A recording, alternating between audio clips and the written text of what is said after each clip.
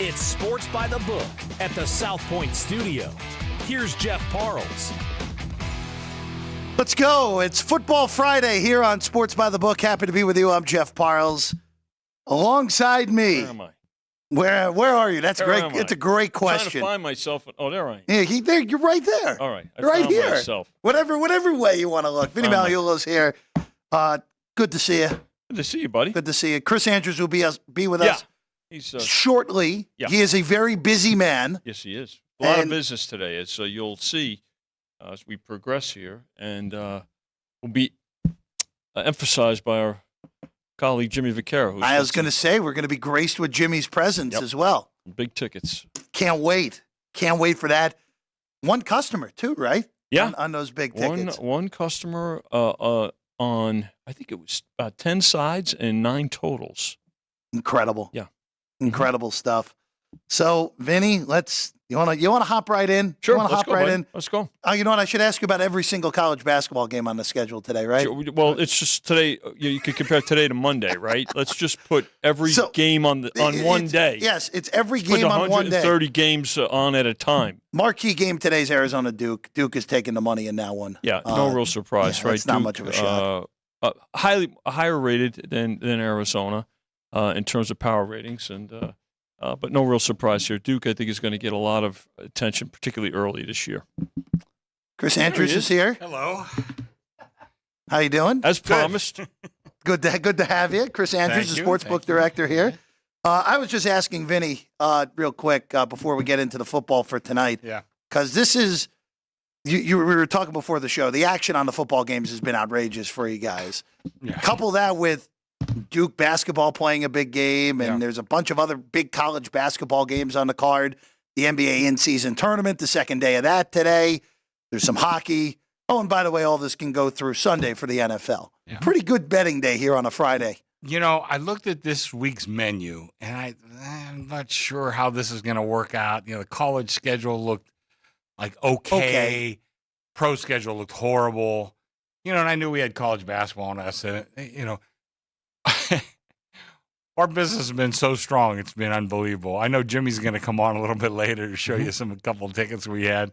But our business has just been fantastic. So no complaints, and I'm glad to have it because, you know, sometimes it's a function of the schedule at times, you know, but people always find things to bet on, and they certainly found some this week. You know, Jeff, to Chris's point, what it's important is that, again, you've got people specializing too, right? That when it comes to it, now because you've got NBA, you've got the college basketball schedule, which is an extensive schedule, as you mentioned. It's very early in the season, so a lot of professional betting action there. Hockey, you know, you got your folks with a hockey niche, and then of course all the college and pro football that's taking place too. So when you put it all together, it makes for a very expansive betting menu, and that adds to the certainly adds to the volume. And as you said, Vinny, all the college basketball games required to be played on Monday and Friday. It has to be. I mean, it's required. It's unbelievable. Unless don't spread them out, and don't even spread them out by time. Just put them all. Put them all at 7 o'clock Eastern, 4 o'clock Pacific. No, 100%. Even though, again, it's a big week for James Madison across the board as they beat Michigan State on Monday. Yep, unbelievable. Somehow last night down 5 with 3 seconds to go, force overtime and win at Kent State. Pretty amazing stuff. I saw they petitioned the NCAA to for allow football. them. Yes, yeah. First of all, I do have a serious question. I thought the NCAA had nothing to do with the bowl games. This is all the NCAA. They don't want teams coming up. No, I understand it. Yeah, but I thought the NCAA has no jurisdiction over the bowl games. They have jurisdiction over who's eligible.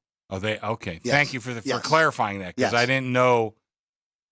That's correct. I didn't know Yes. that because I know that they technically have no jurisdiction over correct like the Cotton Bowl. They have or no whatever. jurisdiction of who gets sent where. Okay. That's all up to the bowl games and the leagues.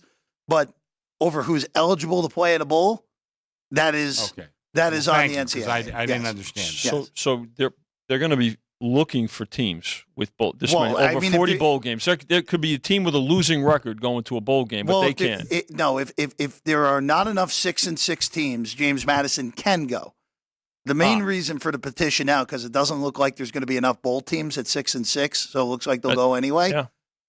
They want to get in that Sun Belt championship game. Yeah. Mm-hmm. That's really where we're at, where they are the best team in that league. Sure. Oh, yeah. And all I can tell you is, Chris, for books that offered Sun Belt championship tickets, you could have some real carnage if James Madison is eligible in the game there. I don't think we booked the Sun Belt. That would be check your book your house rules on that one. I don't. We might have.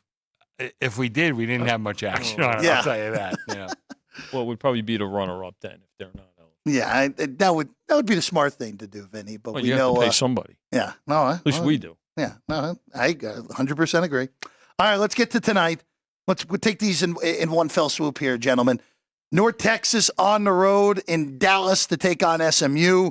This has gone from 17 to 20.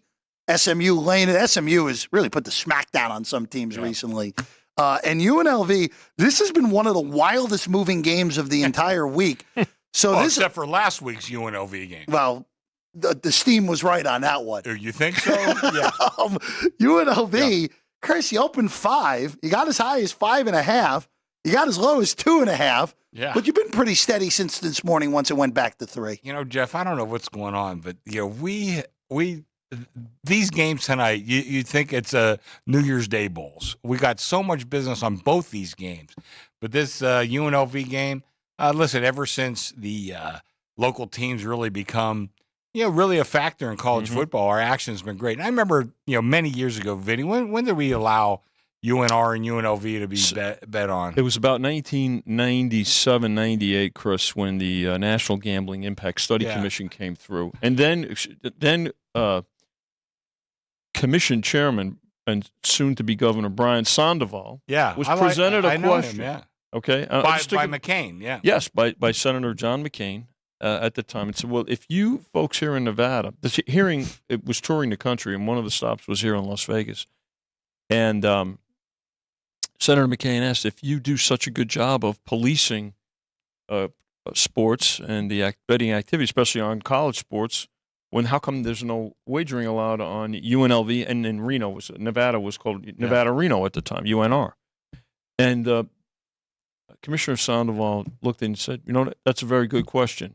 I think we're going to change that. And within a year, it changed. So a long answer, but that's exactly what happened. Well, I remember testifying. They brought me in, and one of the things they asked me, are they going to bet on UNLV and UNR? They were UNR. Are they going to bet? I said, if they're winning, they'll bet on them. If they aren't winning, they won't bet on them. It's just like anybody else. Well, right now, this UNLV team's winning. And, of course, you always have – there's always short sellers in any efficient market, and we have it now, certainly in this market.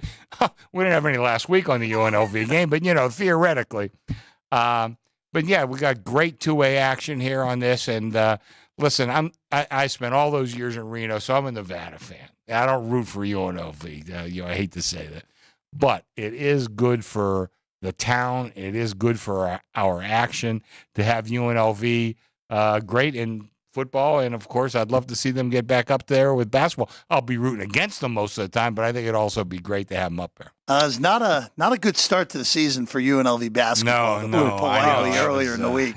Losing as a 16.5-point favorite at home convincingly to Southern earlier in the week. Again, Barry Odom and company with a legitimate path to 10-2. Amazing enough in year one here in Las Vegas for Odom. All right, let's get to Saturday, guys.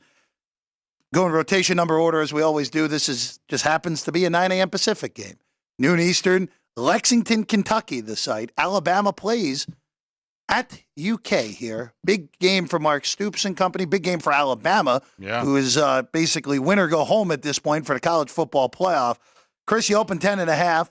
You went to 11 yesterday. You haven't moved off of that. Your total sitting at 47 on this game. No, right now the big play is on Bama minus a 10.5. Not huge, but big enough to move us. And since then, since we've gone to 11, we're writing some pretty decent two-way action. I think this will get a lot of play before we get to tomorrow's kickoff. You might see this game go up a little bit more. I don't think it's going down. Very doubtful. But I think you may see the public go to work on this one and move this one up a little bit.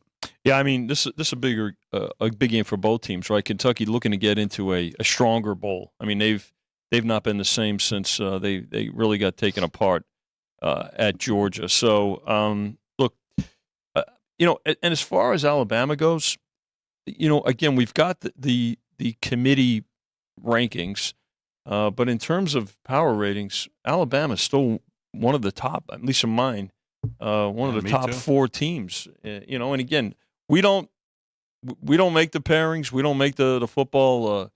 The Final Four pairings. Just give us the matchups, and we'll give the prices. But I will tell you this: Alabama has righted the ship, and they're a factor. So believe me when I tell you, the committee. There's a lot of people hoping for not only them to lose, but some other people to lose too, because somebody's going to be on the outside looking in when it comes down to that Final Four. No, and we talked with Chris Felica about this yesterday. Yeah. The worst case scenario for the committee, at least to me, is you have a one-loss SEC champ. That's Alabama, not Georgia, even though Georgia probably is not losing a regular season conference game because the only one left is, we'll get to one later with Ole Miss. Texas at 12-1, a Pac-12 champion at 12-1, and an undefeated Florida State. Mm-hmm. That really becomes a very difficult situation for the committee. Because let's face it, all those teams are pretty darn similar once we're getting that. We're splitting hairs. Oh, yeah. And I would imagine in the power rankings, we're splitting hairs once we get past the Big Ten champion at that point, if it's that scenario. Yeah. No, there's no question about it. I thought Bear, he did a great job on the show. He did a great job breaking that down as well, as he always does. So no question that there's a lot of schools, and the committee themselves looking for some teams to go down, Chris. They would love some clarity coming out of this, and I'm not sure they're going to get it. The Bear talked yesterday how under that scenario that you just painted, Oregon likely out. Yeah, I would agree. I might agree, I might not, but I can tell you right now, in my power ratings, I got Oregon the second best team in the country. Who's number one? Michigan. Michigan. Yeah. Michigan for me. Yeah. I've got Michigan. I've got Oregon. I've got Oregon number 4, actually. Yeah, but they're all right there. Yeah, you're talking they're about very closely splitting bunched. hairs. Yeah. It's all close. Between Oregon, like Vinny said, I got Bama way up there. I don't have Washington too far down, although they've played a couple bad games in a row, but I'm not sure I'm going to take that into account. Texas now with Ewers back. We got all these guys that are just right there. And, boy, if there's ever a need for a 12-team playoff, this might be the year. We're still a couple weeks away, though. There may be some clarity. Listen, Michigan could lose 2 games. I mean, they're a 4.5-point favorite at Penn State. They could easily lose to Ohio State. I'm not sure Maryland can beat them, but they could easily lose 2 games. Like I said, that would certainly offer a lot more clarity in the final picture. Yeah, I mean, regardless, it would be a scenario where I think only one Big Ten team's getting in. And it's whoever ends up 13-0 between Ohio State and Michigan. We'll get to Michigan in a second because there was news that came down earlier in the day with Jim Harbaugh that he's not allowed to be on the sidelines the rest of the regular season because of this sign-stealing nonsense that's devolved into basically a screaming match across that conference.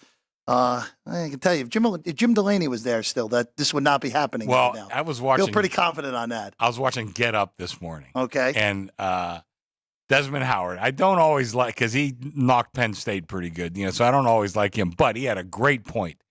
Do you think this would happen in the SEC? No chance. If they caught Nick Saban or Kirby doing this kind of stuff? There's no chance whatsoever. I'm not even convinced if Ryan Day got caught doing this that the Big Ten would act.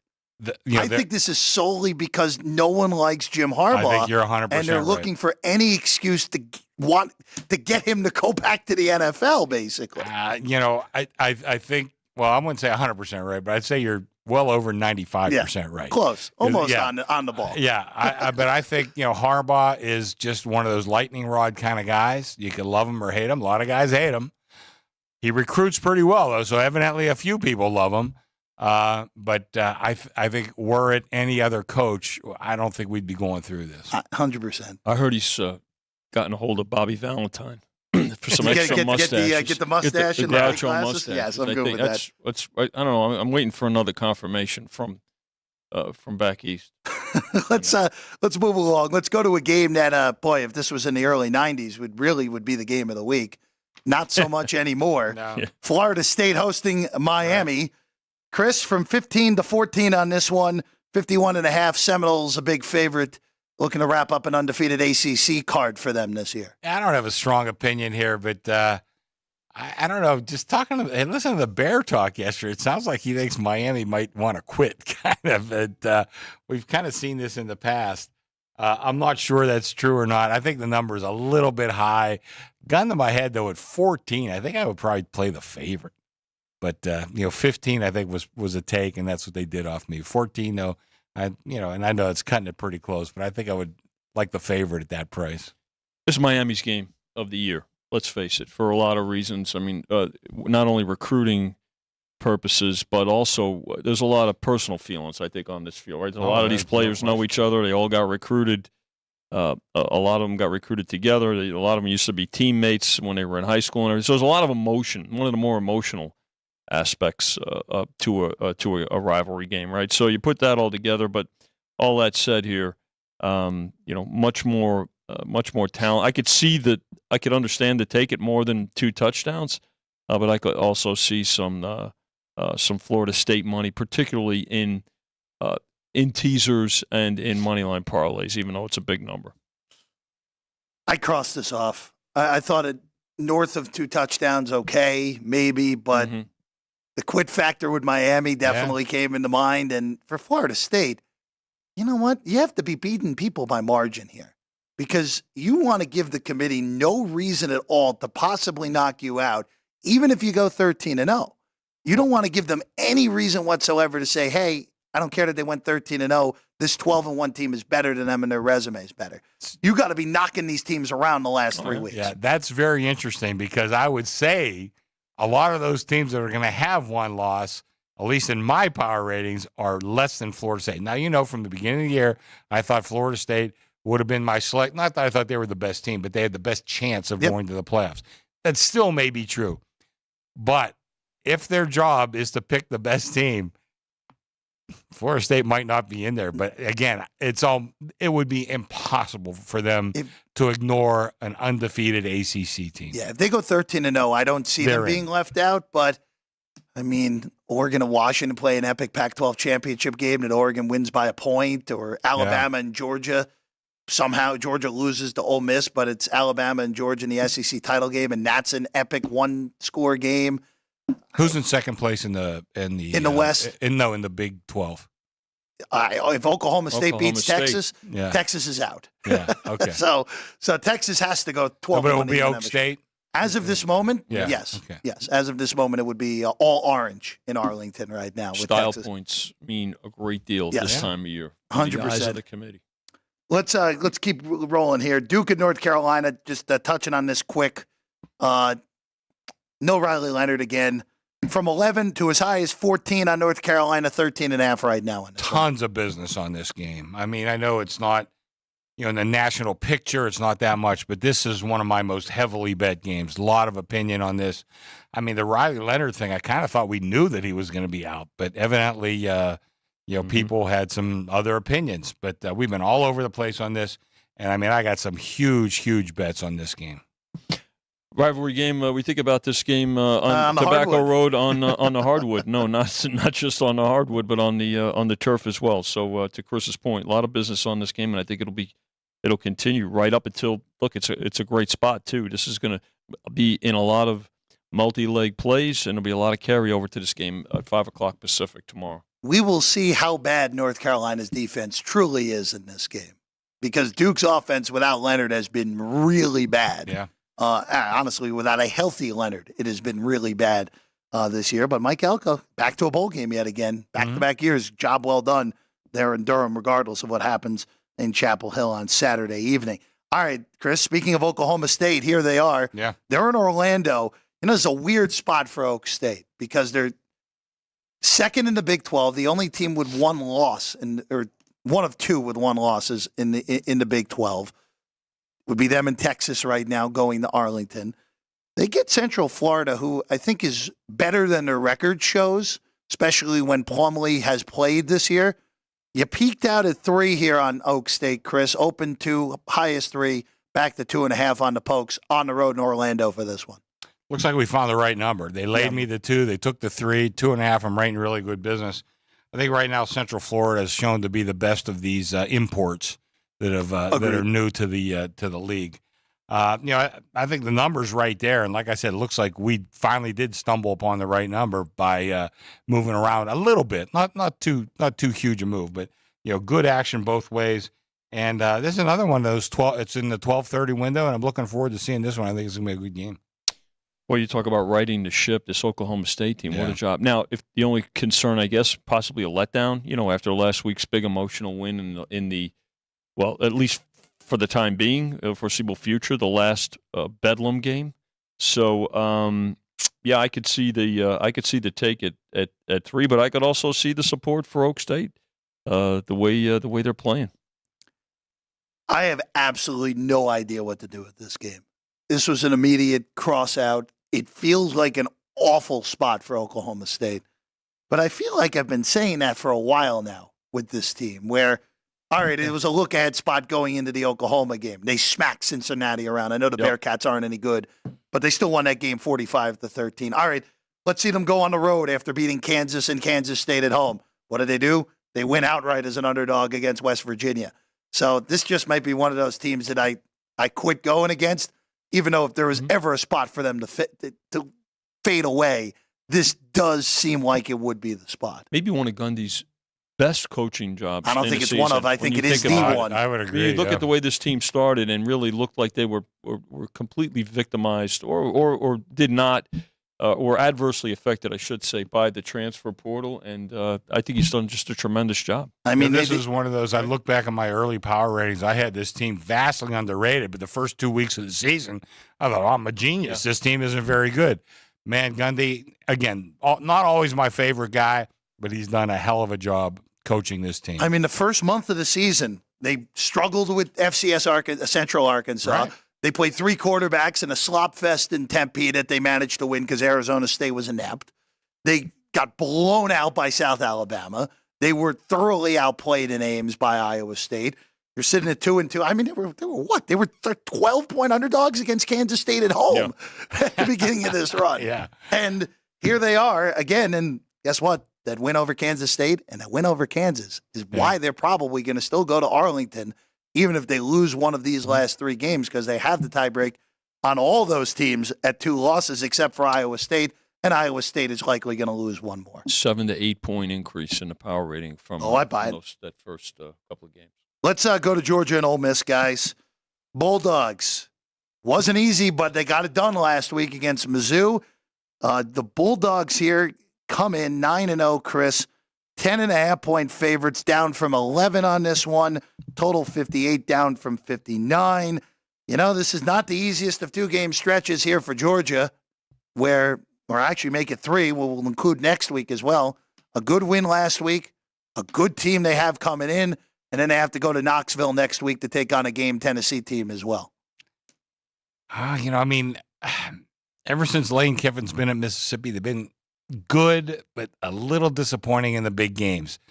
But, one of these times, it's like a guy that keeps hitting the ball to the warning track. One of these times, that thing's going over the fence. And I don't know if this is going to be it or not, but I think Mississippi, a dangerous dog right here. Money did show on them plus 11. Right now we're at 10.5. I see a lot of 10s in the market, not many 11. So I think money is on the dog. I'll tell you, we need Georgia to finish the regular season undefeated because we got steamed pretty good on them, their season win total, which essentially was a yes or no. Go undefeated in conference go play. Undefeated, yes or no. And I had a lot of no money. So I need Georgia certainly to win this game. But I think this is going to be a tough call for them right now. I think I made my number 9 in this game. We talk about the best teams in the country. I'm not sure I have Georgia in the top 5 or 6, but they won't be denied either if they win the SEC. And even with one loss, they still may find themselves in that group of 4. You mentioned Lane Kiffin. Similarities in terms of the big games between him and Franklin at Penn State. Yeah, right? I mean, which we'll get to here. I hate to say that, but you're dead on. It's very similar, right? And now you have the possibility. I don't think he's going to, because I think they're playing pretty well and they want to try to get through these next games. Bowers has been upgraded to questionable. Mm-hmm. Is that right? Yeah. Yep. He got Okay. upgraded this morning. So, if it becomes a little bit more assured that he's or likely that he's going to play, this number will probably go up. Then, I would agree. Yeah. I lowered them, assuming he's out. Yeah, but, I didn't see the upgrade. Just right before we came on, I looked at it and it flashed. So I don't know if it's going to be, but again, it'll be a strong bet game, and I like the spot at 4:00 our time. This is just one of those where I really did think Georgia was going to get beat in one of these three games, the Mizzou, the Ole Miss, Tennessee stretch. But if Bowers comes back and is even 70% of the player he normally is, they're not losing. And it will come down to who wins that SEC title game in Atlanta, assuming it's Alabama there with them, who gets the SEC's spot in the college football playoff at either 13-0 or 12-1. All right, let's go to the big one in the Big Ten. Penn State, Michigan, the early game, as we know. Premium game goes at noon Eastern. Not great for us out west, but hey, what are you going to do? Nittany Lions at home, 4.5-point dogs, Chris, 44.5 the total. As we said earlier, Jim Harbaugh will not be on the sidelines, suspended for this whole sign-stealing Connor Stallions nonsense. Not a lot on the sidelines the rest of the regular season. He is allowed to coach at practice through the weeks. Obviously, 3 games to go for Michigan, where this one, nice little spot against Maryland, who's going the wrong way. And then, of course, the big one at the Big House against Ohio State then the regular season. But right now, this weekend, 4.5-point favorites on the road. This game was 5. There was 4.5 and 5. And then when the suspension was announced, the 5s pretty much disappeared. I'm at 4.5 on this game. I do have a little bit of Penn State money, but I got a lot of Michigan money. A lot. And it's, let me just talk about power ratings for a second. My power ratings come to 3 on this game.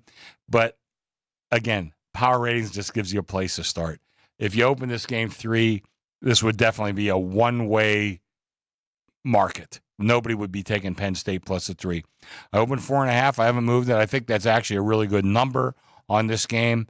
Like I said, technically by my action, I could easily be at 5, but I don't want to do that. Like I said, they did take the 5s everywhere they existed once the suspension was announced. I have a feeling if I need to go to 5, I'll get plenty of money back on Penn State. But right now, I'm holding the 4.5. I think that's a good number, but a lot of money on Michigan in this one.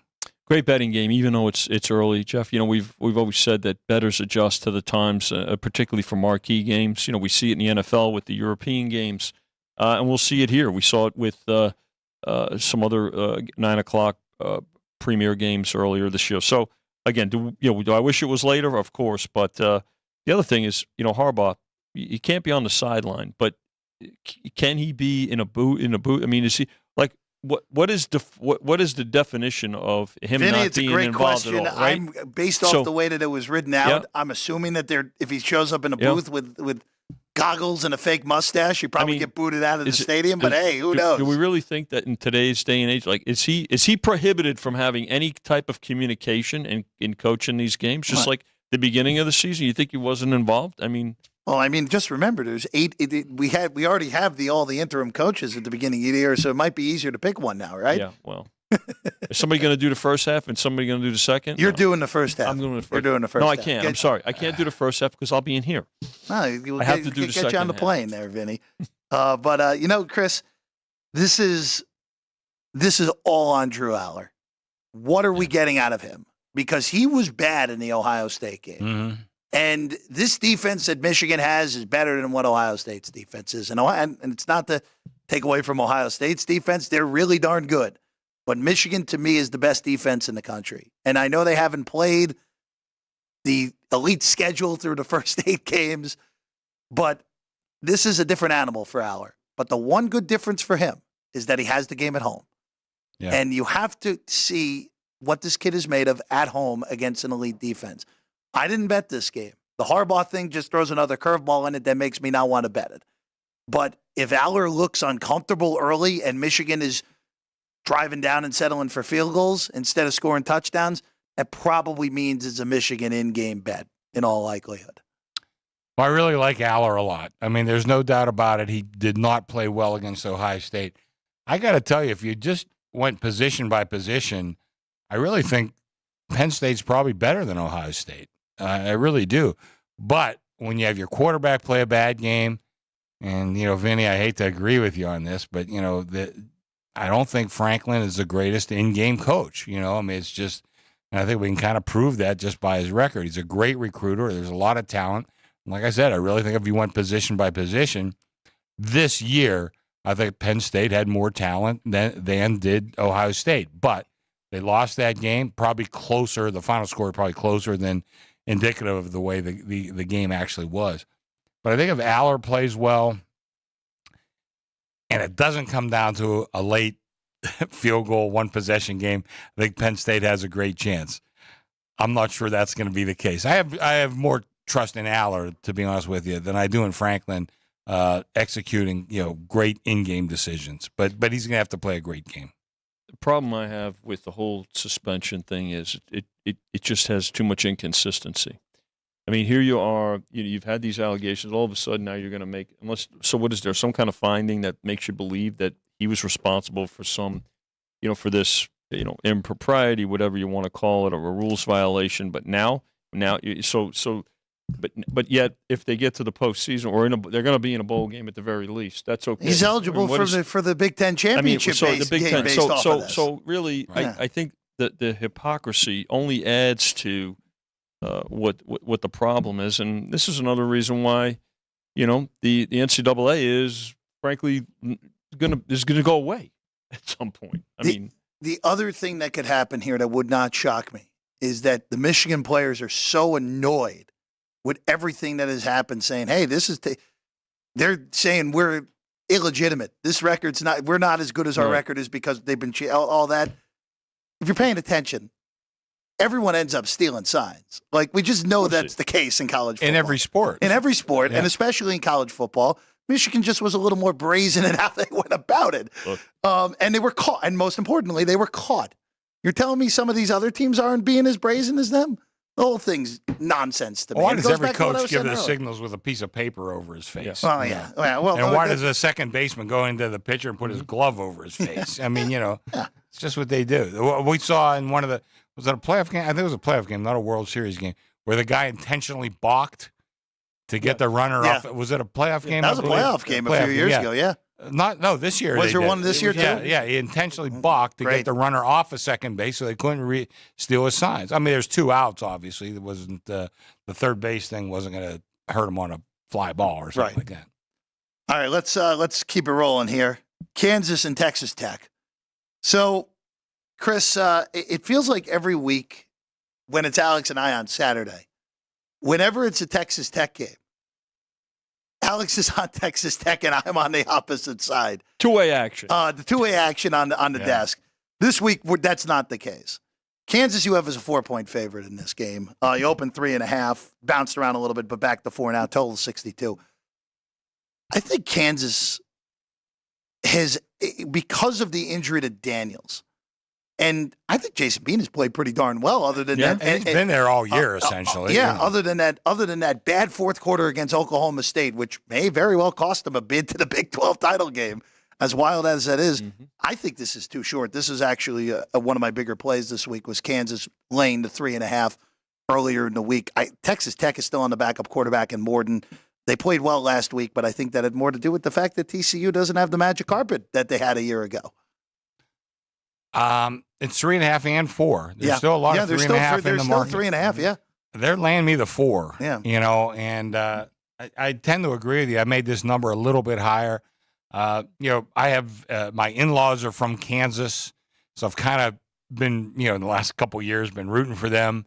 And when they, matter of fact, my daughter's father-in-law, we were texting last week because I told him originally when they hired Lance Leipold, I said, you got the right guy. Now, I mean, I don't know about the rest of the program. You funnel money into it like you do for the basketball team, but you got the right guy coaching. And now here it is a couple years later. Now they're all saying, yeah, we definitely have the right guy. And they got to – listen, didn't Self just get Self got a lifetime contract. Yeah, like $9 million a year or something. And rumblings that Kansas is loading up to do the same for Leipold. I hope they do, Yeah. because there is no reason on earth that Kansas cannot compete on a national level. Have you ever been to? You've been to Of Lawrence, course. haven't you? Of course. Lawrence is a great town. Yeah. Listen, go all the way back to Wilt Chamberlain. I didn't think go with Wilt Chamberlain out of Philadelphia. There may have been a little cheating going on at that point, but nonetheless, Lawrence is a great place, and I think right now, like I said, they hold on to Leipold. I think they got the right guy. I hope they maintain this, even take another step forward and become one of the national contenders on a yearly basis. In a new look Big 12 with Texas and Oklahoma gone, someone does have to fill the shoes. The expectation is that it would be Gundy and Oklahoma State or Kansas State with Kleiman. Right. But there's no reason to think that it can't be Kansas sliding in or heck, Absolutely. you know what's going to happen. Kyle Whittington's going to come right in, and Utah's going to end up being the best team in that league next year, Vinny. Well, I know this. This is why this show gives you so much more than just the numbers, the statistics. Chris Andrews, ladies and gentlemen, all you young folks out there, you guys behind the glass, right? Praise your in-laws. All right, remember that. But just remember what Chris's most important point about You this might game need them was. someday. It's never a bad thing. Did get as high as 4.5 though, right, Chris? At one point, not at my store. I No. thought there was some there were 4.5s in the market around. So, Yes. I mean, two-way action overall, but I could see where Kansas is going to get the majority of the play here. Another game in the early window. I mean, we've got a great early window tomorrow. Nice. Most Really of the good games are early Yeah. tomorrow, and it falls off. Football spreads them out. Yeah. Well, one that's in the middle slate that's not particularly good that I want to just get real quick in the Big Ten West. Wisconsin hosting Northwestern. Chris, you're at the market low right now at 10.5 on this one with Wisconsin laying it. Total 43. Northwestern got Iowa the last week in that game at Wrigley Field. It's been a really disappointing year for Luke Fickell in Wisconsin. The schedule broke down great. The Big Ten West is as weak as it's ever been, and Wisconsin's not going to go to the Big Ten title game, and not even close. Well, I bragged earlier that I picked out Florida State as a team that I had penciled in as a great chance. Yeah, I said on one of these shows, may have been yours, earlier in the year, if you were looking for an outsider, looking for a long shot, Wisconsin wasn't a bad bet. They're in the West. Yeah. Probably, I thought they were going to win it. Then they win a Big Ten title game against whether it be Michigan, Ohio State, or Penn State. They got a chance to break in there.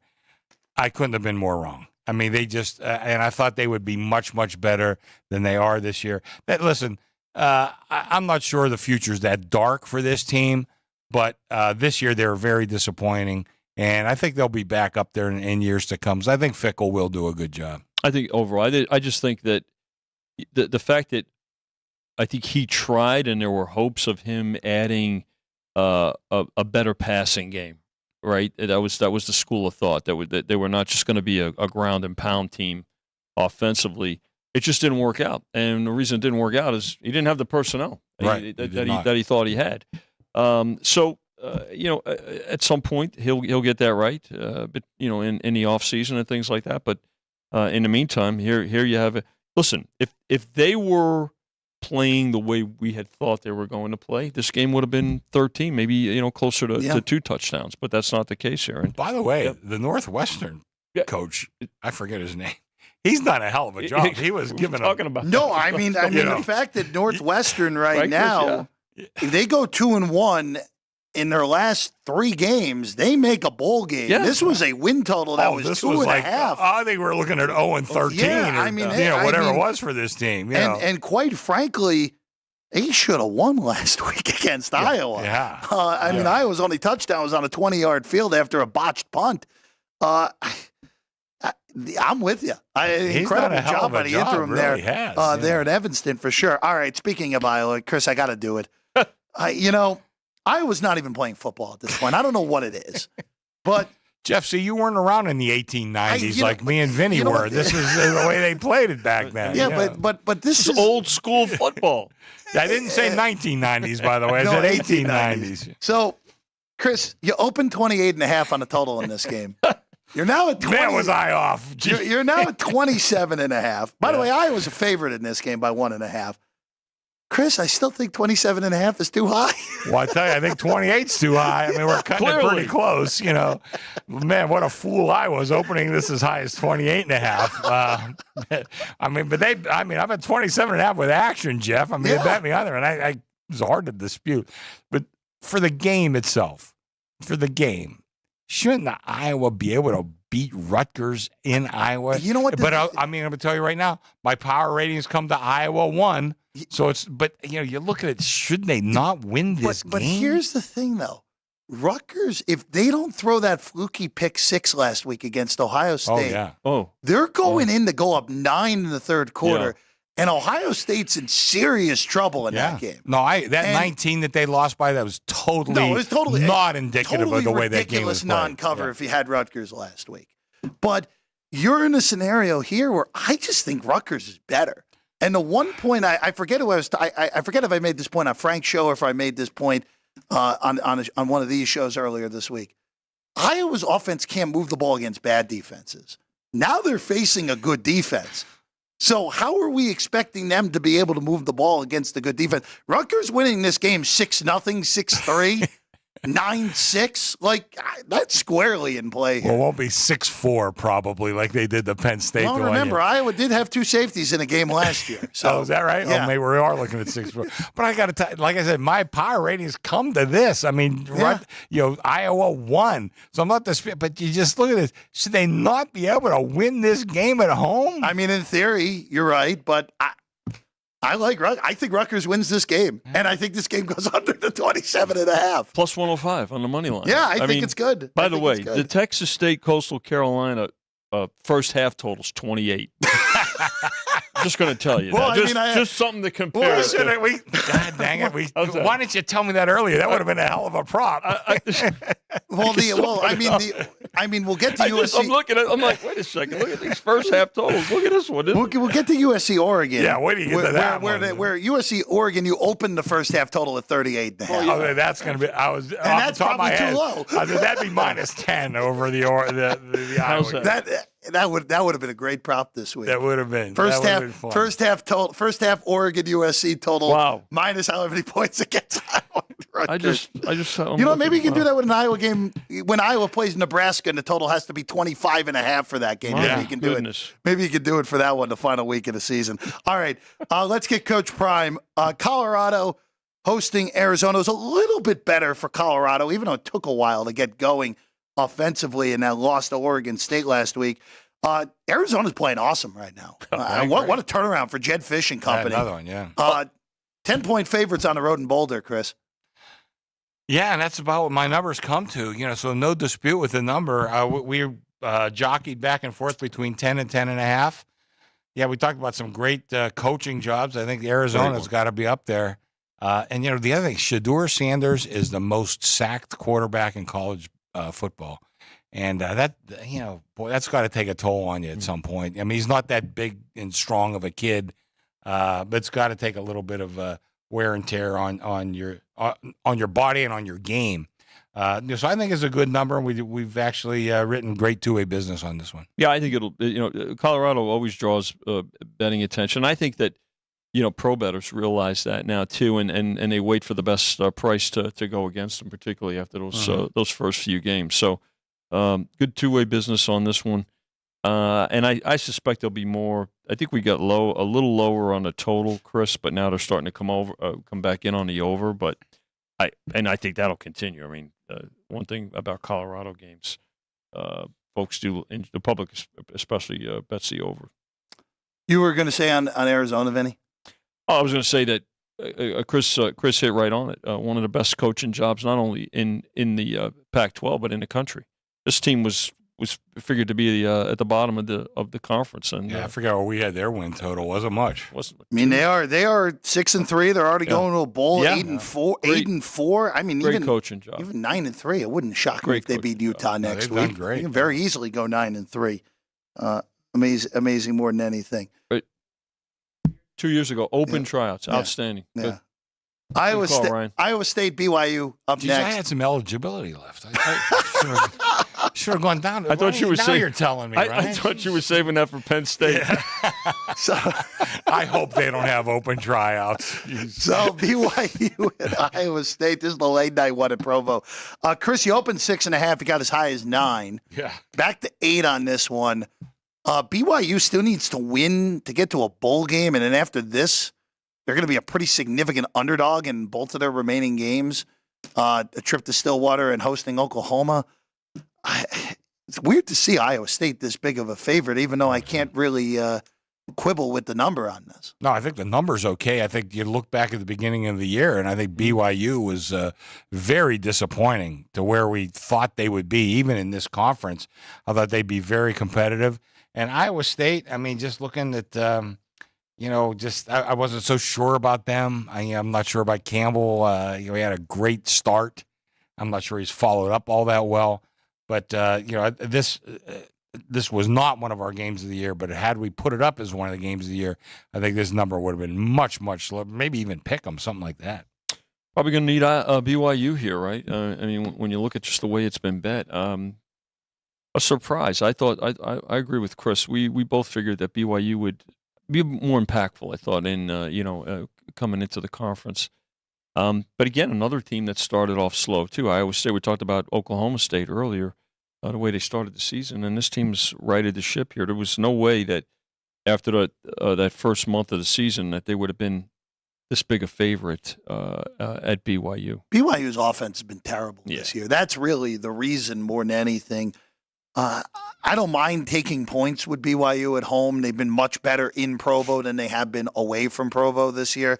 Even though this is for bowl game implications, this is actually a sneaky spot here, Iowa State-wise, bowl-wise, where they're 5-4, and they have to play Texas and then go to Manhattan to end the season. That's going to be tough. So if you're Iowa State in a year that, look, this looked like it was going to be a lost year. They lost in Athens, Ohio against Ohio U. They lost the annual game to Iowa, which, by the way, 33 points in that game looks like just how do we get 33 in that Week 2 game in the Cyhawk? But the fact that they stabilized and got it back to the 5-3 overall, they lost the last 4 games to miss a bowl. That would be very, very disappointing for the Clones. But I don't think they should be a double. I don't think they should be a more than a touchdown favorite against anyone in this league. So that's why I would look to take BYU and the points in this one in Provo. All right, the other Utah team, the Utes, on the road in Seattle, taking on Washington. Washington's still undefeated.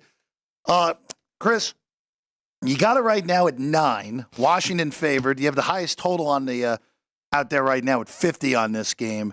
This has been a toggler between 9.5 and 9. You see 9 a little bit more recently in college football, but it's still not an overly important number. Yeah, and I see some 8s starting to pop up. I mean, I don't know what happened to Utah's offense last week. All of a sudden, they found something, I guess. That was an Arizona State special, Chris. You think so? Yeah. Okay. Washington's kind of, wobbled a little bit the last couple of weeks. What happens with the wobble? Sometimes you wobble, and lose. Sometimes you wobble, and get yourself back on track. I really think Washington's a very, very good team. Boy, I think this is a really interesting game, one of the more interesting games of the weekend. I'm not sure what to think here. I think the number's pretty much dead on. We've got some really good two-way action on this one. 2 teams, like I said, if you look at like last week, you'd think definitely Utah is the right side here. But I'm not sure you go to last week or, judge the whole year because Utah's been inconsistent is praiseworthy for their offense. But last week, they put up 55, I think, last week, something like that? 55. Yeah. 55. Yeah, so, I mean, do we go by that or do we go by their work during the entire year? So I think it's an interesting game.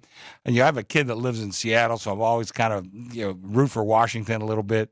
So I'd like to see them win this game, but and I want to see ideally I'd like to see an undefeated Pac-12 team at the end of the year, although right now I definitely have Oregon as better than them, but that doesn't always translate to a win on the field. So I'm kind of rooting for Washington here, but I think the number is pretty good. I agree with Chris, and the reference to Oregon is this, and we're going to get to them in a minute, but really when you look at how the teams have played since that game, where they faced Yeah. each other. And Washington came back late to win it, and Oregon missed that field goal at the end. Oregon has absolutely refocused. Washington has escaped. Yeah. Right? That's a good adjective. I So think that's proper. Now, that said, they could, maybe they get things right here, although the fact that Utah scored as many points as they did last week, I know it was Arizona State, but still they found something, right? So this is a big number here. I think that it'll continue to kind of toggle back and forth between the 9 and 9.5. But I would say I think Washington's playing with Oregon in the back of their minds, and Oregon is just saying, all right, who's in front of us? Let's make this. I made a comment earlier about style points this time of year. Oregon's got far more style points, even though they've got the loss. Oregon's just been the better team so far this year. That was a flip. That game was a flip in Seattle. I mean, like Vinny said, they lost.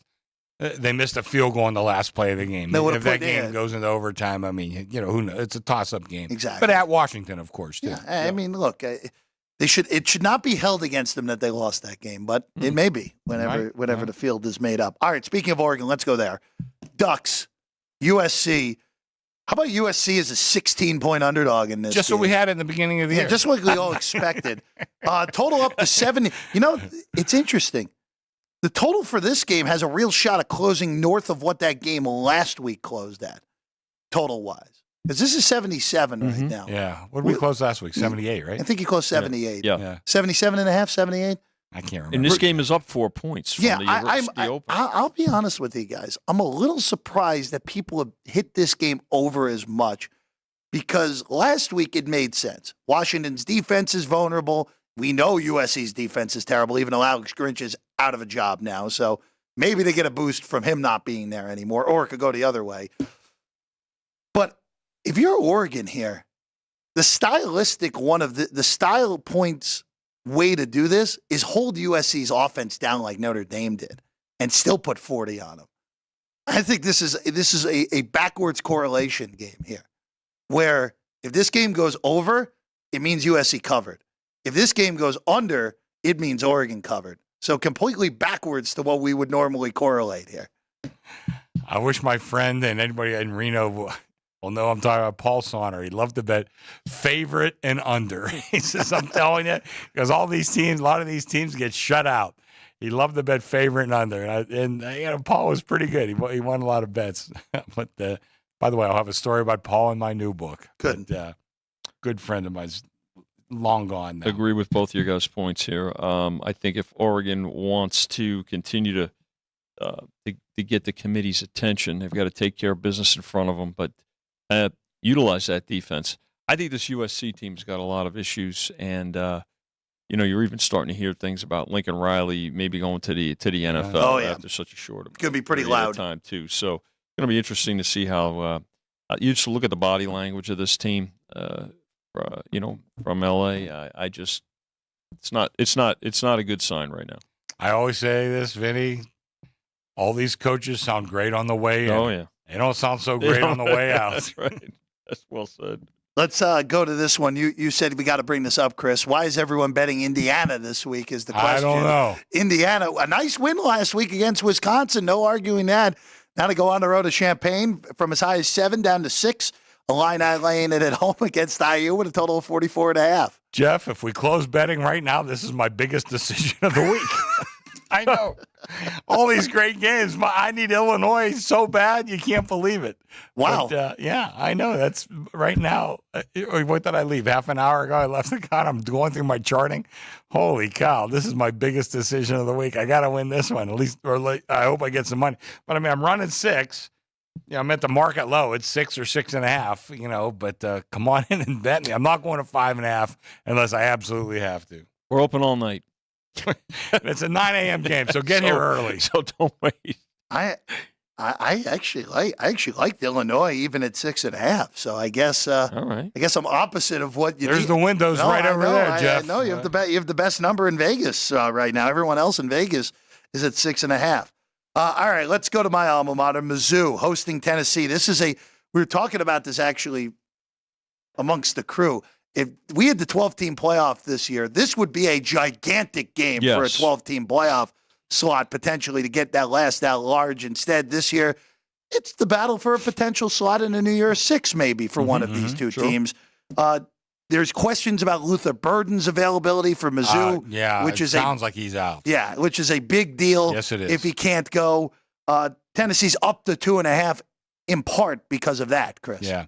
Well, I think it's largely in part of that. Yes. I mean, he is a big key to their offense.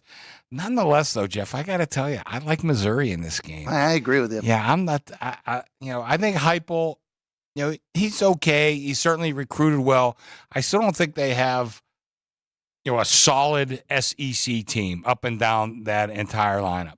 And you're going into Missouri, and I did my power ratings early in the year, mostly based off last year. I have Missouri. Let me double check here. But I have them with a very high power rating. As a high home field advantage. Yeah, I gave them 5 points for being at home, and that's based on some past histories. And I got to tell you, I think this is going to be a tough place for Tennessee to go in there and walk out with a win. I know Burden, it means a lot, but I don't think he means 3, 4, 5 points in this game. And that's kind of what you're telling me, at least according to my ratings. I think Missouri should probably be a slight favorite in this game, even without Burden. I think what folks are waiting for maybe is 3. It's a definite take at 3. You're starting to see some 2.5 money. I do see a 3 out there. So I think at that point that'll probably be the threshold, and I think that's what some folks are waiting for to grab Missouri. I think to Chris's point, I agree with. I think Missouri is, I'm not saying Burden doesn't mean he's definitely means a lot, but good home field, importance to the game, tough surroundings for the Vols here. I mean, who are playing well also, but I think if we see 3, that it gets gobbled up. Yeah, that 3 would be a take, and that's another game in the 12:30 window. Oh yeah, that's gonna be, First, I looked at the schedule this week. I didn't think it was so good. Now that I'm looking, it's pretty darn good. Yeah. No, look, the college football schedules, even when they're not particularly good, they usually deliver. Yeah. Again, granted, I think last week was the best card we had, and it delivered in a gigantic way in college football. So we'll see how it goes. Well, I'll tell you, just kind of a funny thing was we were going over the games, and all that. Nick Semich back there, one of my top supervisors, says, "I can't believe you didn't include East Carolina and Florida Atlantic." That's like one of my most heavily bet games of the week. Who were they betting in that? Both sides. Oh, okay. Both sides. I mean, I got numbers all over the place. Sure. And we were kind of laughing. I said, Nick, I know we got to talk about the games that people are interested. I said, we're interested in that one, but the general public is not. So before we bring Jimmy in, I want to hit the last 2 games that we can do here on teams that are in the playoff mix here, Chris. Okay. Quinn Ewers is back for Texas. Right. That is a big deal after last week that Malik Murphy really fell apart in the second half. And Texas was fortunate to get out of there despite being up 20 late in the third against K-State. From 10, Chris, to 12.5 now on that one. And then Ohio State is playing Michigan State. If there's a team that can quit, it is Michigan State. Yeah. Ohio State's up to 32-point favorites in that one with a total of 48. Those are the last 2 games we'll look at here on the college side. Yeah, just, Ohio State, they've sleepwalked through a couple of games this year, and they may sleepwalk through this one. But they might be able to sleepwalk and cover 32 against Michigan State. I think that team just had a lot of stuff go against them this year. And there were times I thought they quit, and then other times they kind of did show up. But I think Texas, another one you talked about, we thought Malik Murphy was going to be, a slight drop-off. It proved to be more than a slight drop-off. And I think with Ewers in the lineup, they're certainly in the conversation to be one of the best teams in the country. I think this is also a play, as much a play against TCU as it is a play on Texas, probably. Sure.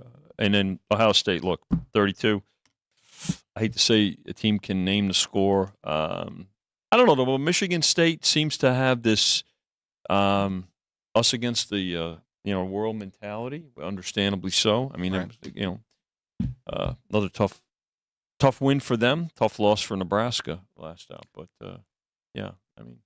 it's if there's a big number on the board this week that I'm willing to lay, I think it would be Ohio State, especially after what happened last week, where Again, I know they ended up winning that game by 19 and covered some early numbers.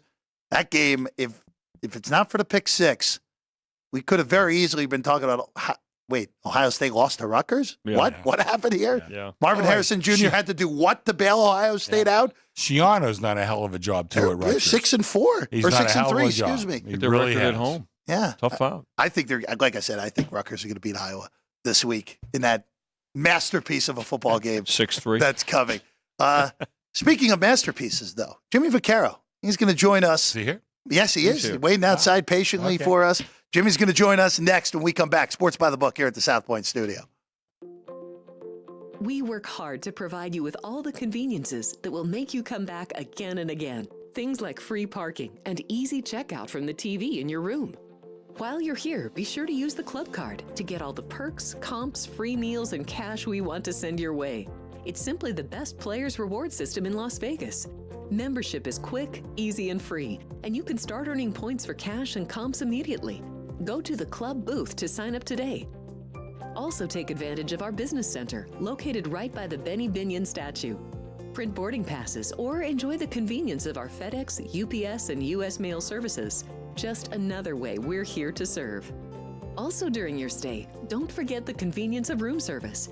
You can enjoy a delicious meal in your pajamas from the comfort of your room. Just call extension 77085 or use the room service function on the TV in your room. And if you need a ride to or from the airport, our free airport shuttle can be scheduled with the front desk at extension 73139. Please give at least a 24-hour notice to reserve. For information on Strip transportation, please call our bell desk. Finally, remember us for your next business meeting, conference, or banquet. From our 80,000 square foot exhibit hall to 70,000 square feet of convention space, which includes our grand ballroom, we have everything you need. Our getaway location and commitment to exceptional value and service have cemented our popularity with business communities around the country. Thank you for staying with us. Whether for business or pleasure, we're glad you're here. And we're here to serve. South Point Hotel, Casino, and Spa, where there's something for everyone, all under one roof. Enjoy your stay.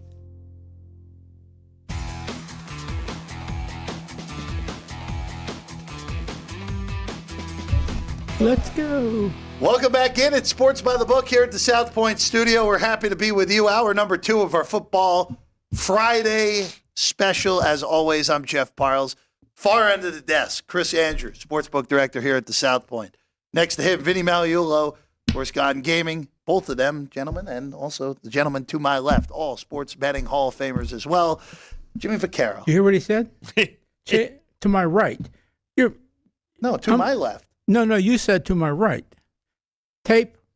No, I don't think so. No, oh, I didn't? Oh, okay. No. I'm with you. You said to your right. You guys are to my Or right. to your right. Well, Jimmy's sure, to you're my lined left. up. There's 3 of you. We're all here.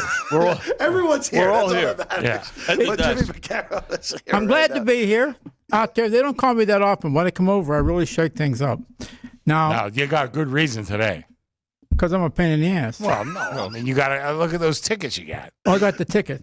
I got my first hoodie for the weekend. Okay. Got it It on. is chilly out now. That's what I brought it for. I know a lot about the weather. Know nothing about the games, but the weather, I'm in good shape. All right, let's get started because this is pretty interesting. First of all, I got all you guys here, and obviously Chris doesn't need it, but the show has been great. I mean, I get a lot of people coming up to me because I walk around quite a bit. Not one negative thing have I heard from the show. Keep it up, and obviously we'll get there. Now, we know things changed drastically in the last, couple months, but I think we'll overcome it. Overcome is a bad word. We're already there. We tell the truth. We do things that, obviously people like to hear, and we don't fudge on the things. And when you really come down to it, let's go way back to Lee Pete when it was all fun and games with Donnie Bader. It's not fun and games anymore to the degree people really want to tune in to see what's going on, and people want to obviously touch somehow to the shows that are up there also. So I'm just telling you that. So good job. I mean, I'm going to get paid and I don't do nothing. All right, here we go. Even Michael Gaughan says when he dies, he wants to come back as Jimmy Vaccaro. That's right. Well, I taught the kid a lot, All right, you know what we got today? Again, we're not the biggest joint, but I'm going to tell you something. the way when Chris is back there on his stool and he's really like going around and around and around, he knows what the hell he's doing. So when he talked to me this morning, I said, look at this. Now, again, we're not the biggest book in the world, but in proportion to what we take and what we handle, we're pretty damn good at it, what's going on.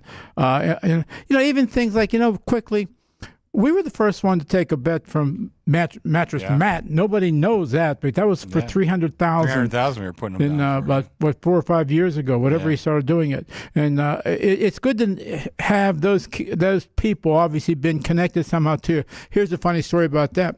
So he comes up, he says, hey, you Jimmy Vaccaro? I said, yes, sir. He says, can I talk to you for a minute? I said, sure. So we go over and he's mentioning he'd like to make a big bet. I said, well, give us a little bit of time. I said, I think we can accommodate you. He says, well, okay, I wanted to bet so-and-so for $300,000. And so Chris, I said, he said, what do you think? I said, what do you think? I said, it's a square game. I mean, there's nothing going on there. And obviously if it's a fair, no injury game or whatever, here's the best part. So now it gets back to Michael Gaughan, and Michael Gaughan calls up and has Chris on the phone and says, hey, man, I don't know if we should take this $300,000. And Chris said, we already did. Remember that? Yeah. Remember that? But I'll tell you another one real quick. I remember the one time we had the one guy, I don't want to mention his name, was betting us pretty big, different guy. I walked down into Michael's office. It was Alabama and Georgia in one of the playoff games. And I walked down there and I said, Michael, just as I'm starting to, tell him, I think he bet us Alabama for $400,000. So bet Bama for $400,000. Right then, Frank Toady calls up. Mm-hmm. Michael puts him on the speakerphone, and he says, "Hey, Chris just took $400,000 on Alabama." And Frank on the phone says, "Well, I guess we're rooting for Georgia." There you go. So we've all been around the block. Make no mistake about it. And again, once again, the progress of the new studio you guys are building, and basically the three guys you see here right now are the ones who are going through the whole thing. And again, just outside looking in, if one of them asks me a question, I give them what I would consider a legitimate answer, and then they go from there. But I guess we're looking at another few months before we really feel that, we're really onto something. And it goes down to you three. So. I think we're onto something already. I think. Yeah, we're onto something. I think now I think the shows have been really good. I think Jeff, we kind of knew what we had with Jeff because all his years that we've worked with him at VSiN. Frank was a wild card. We didn't know what we had there, but I think his shows have been terrific. We got two different ways. Jeff's more the hardcore handicapping, and Frank's show is a lot more fun, and I think it's a really good yin and yang. I think we're doing really well. And I'm very proud of what we've done. And shout out to Alex White. Alex White has been part of both shows. She's been a part of both shows. And she's been terrific. And the guys behind the glass without here, us. They've been fantastic. I think our graphics are great. The logos, everything. Ann and Sean and Ryan and Jerry, I think they've done a fantastic job. So really, I think everybody's pulled together. I couldn't be more happy with. I always want more subscribers. I can tell you that. Subscribe we want that. if you're not right now. And then Michael and Ryan giving the last I talked to Michael, he was very happy. Mm-hmm. So well, let me start with what this. Do you got, Chance? For one of the reasons that obviously, it's a good bunch of people. Obviously, we have a lot of experience going on. And, coming in this morning, and Chris said, come on, I want to show you something. So here was a gentleman. He'd been betting once in a while with us, right, Chris? We don't have to get into how deep it is. This is a big week for him. Yeah, this is a big week for him. He bet 20 bets. He bet 10 on the sides and 10 on the totals. Every side bet he made was for $10,000, and every total bet he made was for $5,000. So I think it comes down to $310,000 or something like that. That he put through the window. Yeah. That's a pretty big slice for again. We're not the biggest book in the world, but there was no whatever round the bush. Chris was right there, took and went, and bang, bang, bang. And I'm going to start with giving you the 10 side bets, and obviously, just chime in for a second if you want to hear what he did or what you care to talk about. Okay, we'll go first with Georgia State. That's number 156 on the number. He bet -2 for $10,000. Okay, then he bet Stanford, game 181, +21 for $10,000. Here we go on the way to San Jose with Dionne Warwick. Somebody laughed over there. -1 for $10,000. South Alabama, game 222, -13 for $10,000. Game 215, UAB, -2.5 for $10,000.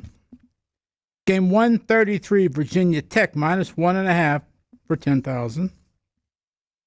Clemson minus 14.5 to win 10,000.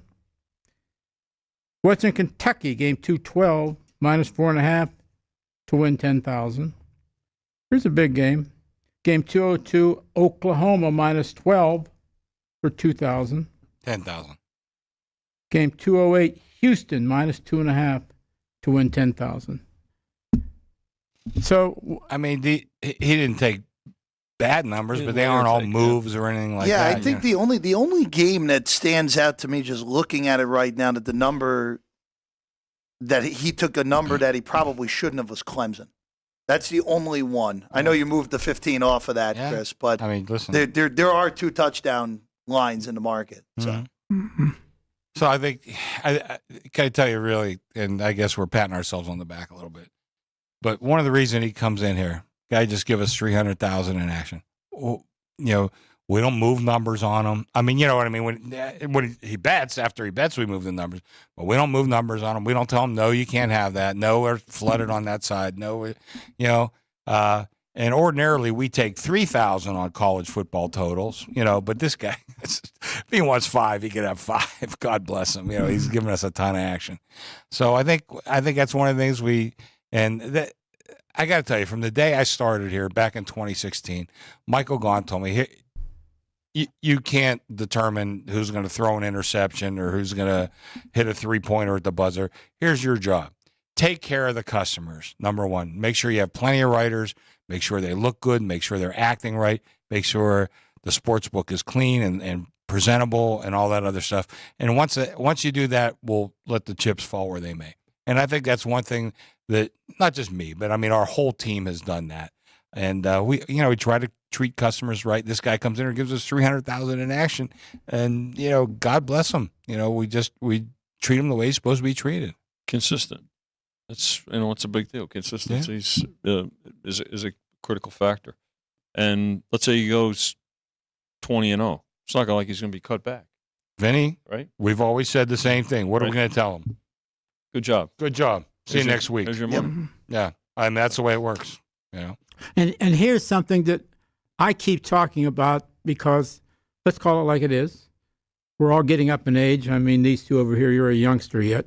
But like being around when things were quite different and understanding that sports betting, like any other industry, sometimes people get lost and say, hey, man, you're a book. You can't do that. It's still a business. Must be run like a business anymore, because obviously things have changed. There are meetings that Tom, our guy, goes to every Tuesday. And obviously, here's the good, bad, and indifferent, because, like I said, and if something is moved up to pay for something, do for something, it means it's like a business move. It's like you just can't keep giving the money away. There must be a reason. And obviously, I always go back to like the showing the TVs, the live games, the NFL or whatever. It used to, the first bet I believe that I took, and I think it was Caesar's Palace, when the NFL came to town and were a real pain in the ass by saying, we want to see, we're going to charge you to see the games. I said, what are you, nuts? What are you going to bug us? Like, we're going to listen to you? Then he said this, well, if you don't pay, you won't see him on the TV because they'll cut the circuit out.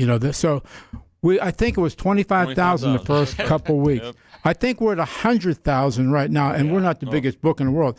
The premise is really how big you are. That's what they're going to charge you. And like each individual casino lives on its own. In other words, if you got eight groups from the MGM, they pay 8 times. They don't pay 1 time, and it goes around the book. So naturally, that's why. And I listen.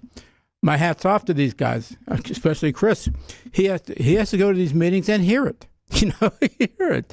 But to get ahead, like any other thing that you do, you must progress in a lot of different ways. And the bottom line is like run an efficient ship, and obviously we do. Again, and we're there to make money. We're there to obviously appease customers, because let's call it like it is also. It isn't what it used to be with just the sports book. Now we're dealing with a casino that's behind it. So now you must take care of if a high roller comes in. It's just we're letting Ryan Growney, the GM and stuff like that, take care of this guy, take care of this guy. Well, in the old days, you might spit on the floor by telling the guy get lost. Those days are done. Yes, so sir. Well said. What do you guys think? Yeah, you're dead on. Yeah, I mean, you got to remember, a lot of places are sports books that have a casino. We're a casino that has a sports book. Mm-hmm. It's a different mantra. Part of the overall property experience. That's the key. And trying to understand that, being responsible for your area, but taking into account the entire property. That's the key. All right, let me run these totals around, see if anything rings a bell. 10 totals. Wow. There were 7 and 3. Unders were 7. Overs was 3. Now, we know the college has been insane. Like last night, same thing. I mean, they just stalled. Those two teams could still be playing. It would be over with. But, they got us pretty good. They nicked us up on that one, Chris. Looked like we were in good shape. Get one more, get one more. They could be playing right now and still trying to get one more. Okay, here we go. I'll just give you the sides. It's Utah State under 56.5 for 5,000. What number is that, Chance? What's that? What's the betting number? 173, 174. Okay. Okay. Game 119, 1201, North Texas SMU. Total is 67. That game is tonight. Yeah. Yep. You been under 67? 67. Yeah, we're down to 65. Good number. Yeah. Yep. We got a good number there. 197, 198, Auburn, Arkansas, under 48.5. Okay. 205, 206, Mississippi State, Texas A&M, under 43. Good number there. Yeah. Game 141, 142, Oklahoma State, Central Florida, under 65.5. The reason I take so long is I can't see anymore. You're good, Jimmy. Okay. You're good. All right, let's go. Game 155, 156, Appalachian State, Georgia State, over 61.5. Good number. Mm-hmm. Game 203, 204, Texas TCU, over 55. Game 227, 228, Fresno State, San Jose State, under 54. Game 215, 216, UAB Navy, under 53. And the last one was 225, 226, the big game. Michigan State, Ohio State, over 47. So one thing I want to say before, I don't want to forget it, is because here we are, we're talking about taking 5,000 on totals. When we first hit town, you wouldn't see a total on the board. Would you see any? Well, by the time we left the Barbary, Okay. we probably would have had a total on the TV games. Yes. Yeah. But don't forget, back in those days, Network TV. yeah, you had one game a week. Yeah. I mean, that was this week we'd have the Penn State Michigan total up, and the rest, good luck. Ain't gonna have them. Here's how they got me one day. Nebraska Oklahoma was a monster game. It's not as big now because Nebraska doesn't do anything, but like at the Barbary Coast, because there was Nebraska people who owned part of the joint. There were Nebraska people. Yeah. So I'm Jimmy. I'm Big Shot. I'm running this book at this, whatever. And here it is. It's like 20 minutes before, maybe a little longer, hour and a half before game time. They're backed up to Flamingo Road. I mean, they are backed up to Flamingo Road. Man, we're gonna have a big day. Whatever. We come in and I don't know, was it Lindsey Nelson or somebody, whatever? And all of a sudden they said, we're switching the games to like New Mexico State or something like that. They stormed after me, thinking like I was the one who took the game and put. It was bad. Yeah. It was something. Yeah. I think it was like San Jose and Fresno or something like that. Why did it? Because you're on the West Coast. Regional. Oh, wow. Yeah. You got to remember, this is long before you were born. We got one game a week. Yeah. That was it. You might remember like Phillips 66. They had like an outlaw, the Mizzlou State. You might get, something on like some weird UHF channel or something like that. We didn't have satellites then either, by the way. So you might get some weird thing, this and that. But mostly you got one game a week. Yeah. That's what you had, one game. And I used to get this. Hey, Jimmy, get all those creeps out of here. They're making the lines too long, don't know what they're doing. I want to say, you're the creep. You're the one that should get out of here. But as we keep pointing out, it's a different world that we're dealing with now. But if you have any brains and you have the owner or the people upstairs understanding it, they make it a lot easier to do the transition also. No, we've been lucky working we have. for Michael all these years. We really have been lucky. And Frank. We don't mention Frank enough. You're right. Frank's been a huge supporter of ours through the years. He really has been. Tremendous. No doubt. So I was, we were all there opening day, so I'm done. I'm going to go. Well, we got pro football we got to get to, John. Where you going, Jimmy? I went to the spa already. Okay. I'm going to go eat something. Okay, yeah. Jimmy, go grab something to eat. Thank you very much, as always. Jimmy McCarron. You're going down to a coffee shop? Best thing on the menu is the prime rib French dip. Are you kidding me? Jimmy McCarron, everyone. An American treasure. All right, job, let's go through these NFL games here, guys. Can rapid fire some of these mediocre ones, and we start with a mediocre one. There's a lot of mediocre ones in Germany here. Chris, the Indianapolis Colts are the only team in the NFL to score 20 or more points in every single game so far this year. And they take that show over across to Frankfurt, Germany to take on the Patriots. There are rumblings that if the Patriots lose this game, maybe Robert Kraft might fire Bill Belichick mid-season. There is that rumbling. I have a hard time seeing that, but we have seen crazier things happen. Chris, you're up to 2 on Indy here with a total of 43 in this one. Yeah, a little bit of money on Indy, which I can understand. I think that they've shown that they can put points on the board, and I'm not sure New England can do that. Well, I don't know. Jeff, we talk about,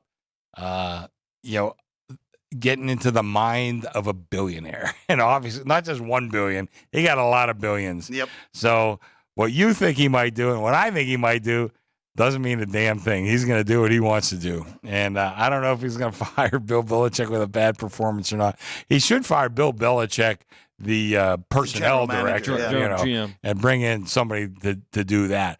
But I don't know if Belichick's willing to take that kind of a slight. But regardless, he's going to do what he wants to do. And I think if it was another coach at this point in time, probably would be gone. I think, this game is. It's kind of gone back and forth, right, Chris, between 1.5 and 2? A little bit, yeah. So, again, people will adjust, Jeff, to the 6:30 start time.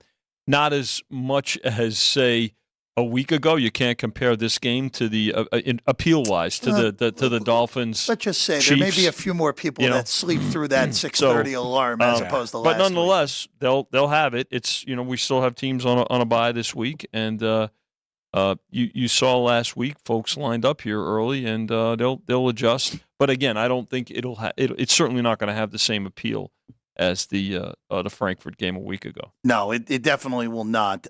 Cross this one. This is a common theme with me in the NFL this week. I crossed this one off immediately. Mm-hmm. This is. I know a lot of people because last week because of the rookie quarterback scenario and such were saying, "Oh, this is a really hard card to bet." I think this is the most brutal betting card. Just finding things that seem good to me on the NFL that we've had all year. And it probably will lead. We'll see how true that statement is on Sunday morning when we do the show, Alex and I. But as of this moment, there's just not a lot calling to me. And this one was an easy cross out right away. All right, a rematch of a game we already saw this year, but it's going to be a little bit different this time in Baltimore, maybe. Deshaun Watson back. Cleveland took advantage of probably the worst quarterbacking performance of the entire year from Clayton Tune last week of Arizona en route to a blowout victory. Now to go to Baltimore. The Ravens at home, Chris. I'll ask you this. With the way that we've seen, and you talk about how home field advantage cooked in is how the team looks also on the road compared to how they look at home. Baltimore's home field advantage right now, and I know they had that loss in week 3 to Indy at home. 9 starters out in that game because of injury.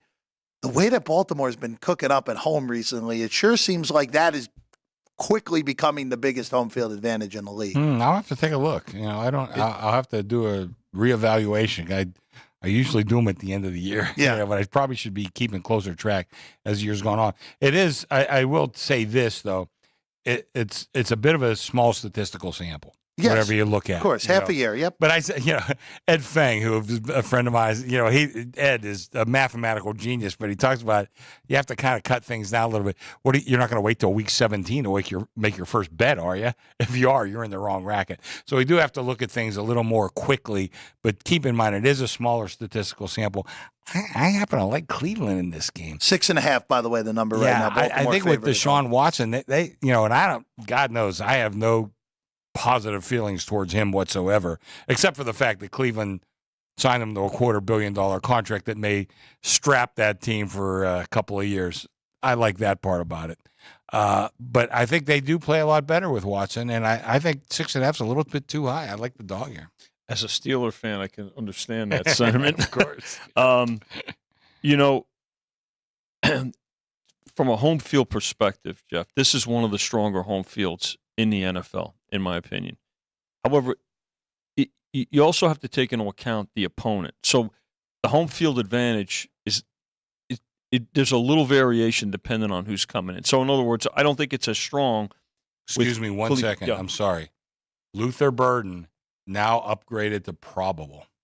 That's Missouri and Tennessee, everyone. We talked about that quite a bit. So, Chris, have you moved that number because of that? Well, I'm sitting right here. I'm not No, back in the office. you know what I mean. I think I will. Yeah, it probably should go back to 1.5 Yeah. on that game with Burden upgraded.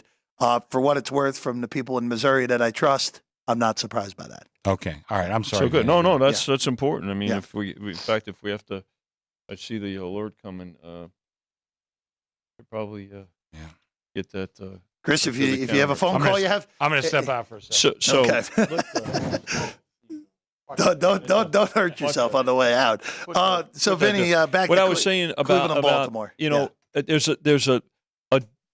There's a basic home field, but then again, you take into account who the opponent is. So this home field for the Ravens is certainly strong, but would it be more if it was frankly the Patriots coming in? Absolutely. Yeah. Right. But now what travels? You hear this term up. Defense travels, and this Cleveland defense is as good. This is a great defensive game. Both of these teams are having a. Now I'm not saying that the Ravens couldn't blow them out. I'm not saying that the Browns couldn't win this game. What I'm just pointing out though that I do feel that this is one of the stronger home fields, and if you talk to players around the league, they'll support that. That said, you see a 7 here, don't blink, because that'll be a take. Yeah, at 7, it's a take. This might just be a week that I just don't have much in the NFL, at least pre-flop. Well, I was going to say, this may be you may be a lot more in-game, Jeff, based on what you're saying. Yeah, that could very well be the very case, right? difficult week in the NFL. Sure. Going to another game that Vinny, for people that are in the one big survivor pool in town and have all sorts of, you have to have a Thanksgiving game. Yeah. And a lot of people have already used Detroit. So Dallas, who's the obvious survivor pick. Cincinnati could be a heavy survivor pick this week across the board, but they're without T. Higgins. Yep. Jamar Chase is questionable, and it sounds like it's going to be a game-time decision. It's down to 6.5 here against the Texans for the Bengals. Now, I still think even if Chase is able to go even without Higgins, the Bengals should be able to win this game and may even cover the 6.5 that's out there right now. But if you take Chase out of this game, all of a sudden this gets very interesting with a Houston team that's coming off of C.J. Stroud's coming out party where he was just absolutely magnificent with a rookie record, most passing yards in an NFL game by a rookie last week in that win against Tampa Bay. I've got to tell you, this Houston team, they play hard. They play for this coach. Yeah. They play for each other. You look at the way this team is developing. Look, they're talking about not just rebuilding. They're talking about being a playoff contender. And certainly not. I don't see them winning the division, but are they in the playoff mix? Yeah, you look. Yeah, look yeah. At, With 4-4, absolutely. So I've got to tell you, this is a tricky spot for Cincinnati, given the injuries, and I would say that as good as the Bengals have been playing and the way they've gotten things turned around, and Joe Burrow being healthy, this is another one where I could see the take on the 7. Game time decision. Well, I don't know. It's I think it'll be a good two-way betting game, but we know what the take is. The question is, I think waiting and seeing the eligibles and ineligibles or actives and inactives on Sunday morning is going to tell a lot about what the Bengals are, or what kind of support we're going to see for the Bengals, Chris.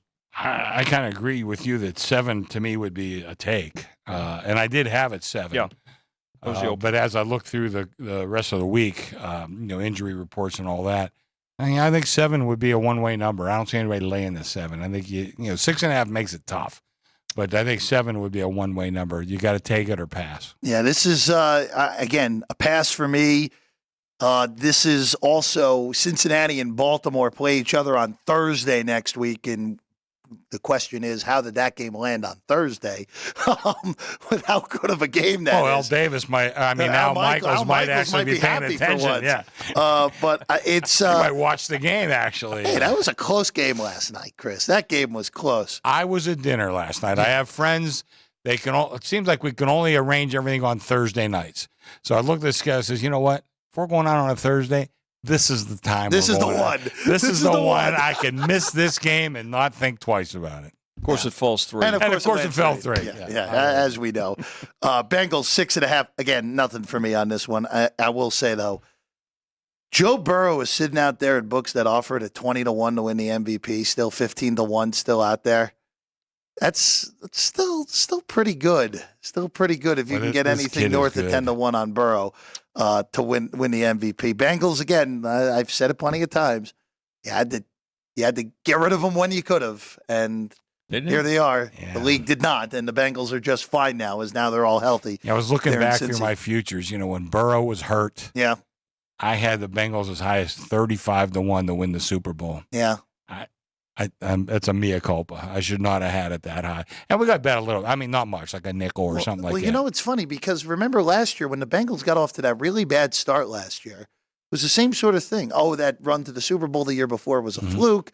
Those numbers really got, to me, way too high on the Bengals in the futures market, and they were one late shove away from being in overtime in the AFC Championship game a year ago. Just some teams that I know they haven't won yet. They kind of have a little bit of the Brady New England teams in them where they get off to the bad starts and then wait a second, why did we discount them after week 4? Yeah, I know I did. I think I made a mistake. This is a really interesting game. NFC versus AFC. Niners on the road in Jacksonville. It looks like Trent Williams and Deebo Samuel will be back for the Niners. Right. 3-game losing streak, Chris. On the road against the team that, quite frankly, has looked pretty darn good. Sure. After that loss in week 3 to Houston, they've really stabilized. Have won 5 in a row to get to 6-2. The Jags, rarity, you're going to get a good team at home getting 3, but I want absolutely nothing to do with them this week with the Niners finally getting healthy. Well, I would agree. And, one thing I've said for many, many years, if you bet momentum in college, you could do pretty good. Yeah. You bet momentum in the pros, you're going to get killed. Oh, yes. And the momentum right now is on the side of Jacksonville. But you look at the overall picture, and this is one of the sides I think is definitely the right side is San Francisco. They're getting healthy. They've had a little extra time off to prepare for this one. They're in desperate straits all of a sudden. This game is hugely important. Gotta have it, yeah. I think San Francisco is absolutely the right side. I hate to go to 3.5, but sometimes you want to be first rather than last, and I might be going there fairly quickly. But that being said, I will tell you, after this game, I would probably be looking to bet Jacksonville the rest of the way because I think they're a good team, solid team, well-coached, good quarterback, the whole ball of wax. I think if there's a team to watch out for in the AFC in the second half of the season, it's Jacksonville. But this is a bad, bad spot for them. I like the Niners quite a bit this week. Toggler right now, right? Laying 2.5, taking 3. But it looks like we're starting to see some 3 with money, which means there's going to be San Francisco money here. Mm-hmm. Jeff, you hit on a key point, getting healthy. The second game after the trade with Washington to increase the depth on defense and coming in off a bye. This is losing 3 in a row. This we're going to find out a lot about. I think we know more about San Francisco. We're going to find out, to Chris's point too about Jacksonville here, who's playing terrific. Don't get me wrong, but Yeah, this is probably the best game of the morning, really, when you think about it. When you watch it, this in Cleveland and Baltimore, and Baltimore are the and two Cleveland with the two games of the defenses early there. ones, Yeah. So, but this bears watch. But I could see this. I could see this going through. Yeah. Again, for the Niners, it's important because the NFC West is all of a sudden not a sure thing right now. Yeah. I still think they get it done out west. Seattle, I'm not buying. We kind of saw what they've been against better competition so far this year. And we'll get to their game a little bit later. Again, Niners tied in the West with the Seahawks. Seahawks currently just ahead on tie breaks, but that will likely change as we go through. All right, New Orleans and Minnesota. What an amazing job by Josh Dobbs a week ago coming off the bench on 4 days with being with the team, leading the comeback win against Atlanta. Now to get New Orleans, who, they started every second half possession in Chicago territory a week ago and still only won by 7. Oh, and by the way, they needed 4 turnovers in the fourth quarter to hold on in that one. This is, Chris, it's 3. You're the only flat 3 in town. Well, that's the way we do things. Yeah. As we know. So the best number on Minnesota in town is here. Getting a full 3, total 41. This is the closest I am to betting aside. I like the Vikings getting the 3. I don't expect Justin Jefferson to play, but we kind of went too far the other way on Kevin O'Connell. Yeah. Where I think Kevin O'Connell can coach. I don't know why there are a lot of people out there that are saying, oh, this guy's not a good coach. It was all luck last year. No, the offensive numbers have been good the whole time. It's just natural regression with all those close wins more than anything. I was not in that ballpark saying that about Kevin O'Connell, but I listen. We've seen Josh Dobbs. We kind of know what he is. We know what he is, and I think when you see that lightning in a bottle that he caught last week, I think it's just going to be hard to duplicate that. I would say at this number that I have right now in this store, it'd be take 3 or pass. But if I was out there and I saw a 2.5 flat, I think I'd like Minnesota. I think I'd like New Orleans a little bit in this spot. But that being said, I really have no strong opinion here. This is a toggler, 2.5, 3. We'll probably be back to 2.5 at some point. But right now, I prefer to hold the whole number if I can. Right. And that's what I'm doing right now. But I'm not sure. I think it's a tough game. If I was out there betting, I would pass. I really don't like New Orleans. And New Orleans is going to win this division in the NFC South at this rate because they've taken enough advantage of the easy schedule of Vinny. And again, if they win this game, they're 6-4, despite really not playing good football at all this year. Well, they did escape last week. They sure did. That game they were in control, but the fourth quarter, and then they had to win it right at the end too. Chicago had a chance to go in and tie the game. They were trying to close to tying the game. I think this game here, it's a matter of who do you trust, which coach do you trust. You probably trust O'Connell a little bit more. Jefferson, wait to see about him. If he plays, then obviously it comes down. If he doesn't, I'm not so sure it goes through 3, but be a very difficult spot I think to lay the Saints here. And the Vikings, their defense is playing pretty decent too. When you been a little better, about it, about it. So, this is an interesting game right here. But I think we'll continue to see two-way action up until when we get the final word on Jefferson. Let's go to Green Bay and Pittsburgh next. You have the shirt today, Chris. Steelers 3-point favorites. This has been a toggler between 3 and 3.5 here in this one. 39 the total. I'm a little surprised the total's that high. And the fact that it's been bet up here, it's always we the opened same. 37. I know. I'm surprised that people have taken this Steeler up to defensive 39. touchdowns. Well, that's your best shot if you're betting over. I mean, look, I think we kind of know what's going to happen here probably. Pittsburgh will look mediocre for 3 quarters. They'll be losing 13-10 going to the fourth. They'll catch lightning in the bottle and win the game 20-13. I think that's pretty safe at this point, Chris. You have the script somewhere in your pocket. Is that what you're on one of those commercials? That's what Pittsburgh's done all year. Don't forget mentioning they'll be outgained too. Oh yes, they'll be. If they're ever going to outgain someone, it would be this week that they would outgain Green Bay. I got to tell you, and our friend John Falensky, who is been in this business a long time, big Green Bay Packer fan, even though he's from Pittsburgh. And I talked to him this week, And he says, I'm going to tell you, Jordan Love does not have it. He does not. He does not have it. And he always wants to see the world through green and gold lenses, but he says he doesn't have it. I think it's going to be a real tough spot for him here. But we were on with Billy Gardell early on, and that's why I'm wearing my Steelers shirt in honor of Billy, big Pittsburgh guy. I'll tell you, if you're going to bet Pittsburgh, maybe you could lay the 3, but I'd be much more comfortable betting the money line, even if you have to lay $1.70, something like that, because this game could easily be 14-13 at the end. Or something like that. So, I mean, if you like Pittsburgh, I'd say probably bet the money line. I think Pittsburgh will win this game. I really do. But, you're playing with fire. If you even dream of laying 3.5, you are really playing with fire in this one. I would definitely not even consider the 3.5. 3 is the only number you can even consider. Yeah, that's the only one you could consider. And listen, if you like Green Bay, you could probably take a 3.5. But sure. I think it would be hard to bet Green Bay in this spot. Just think about everything that we're saying right here and how important that number 3 is. Yeah. Oh, yeah.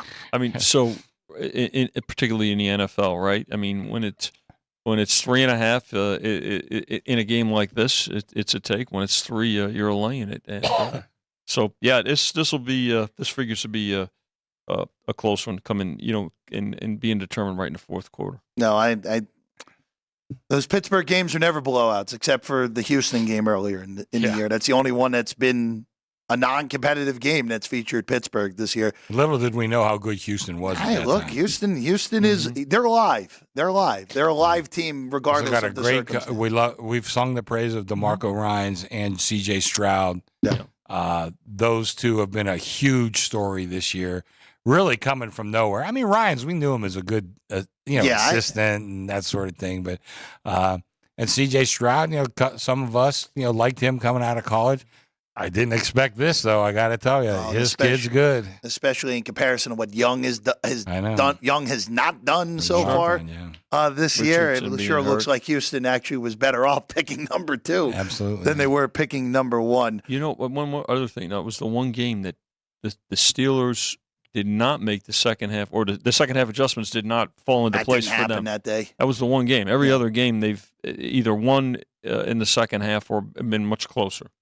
Let's go to a game that I crossed off immediately. That's Tennessee at Tampa.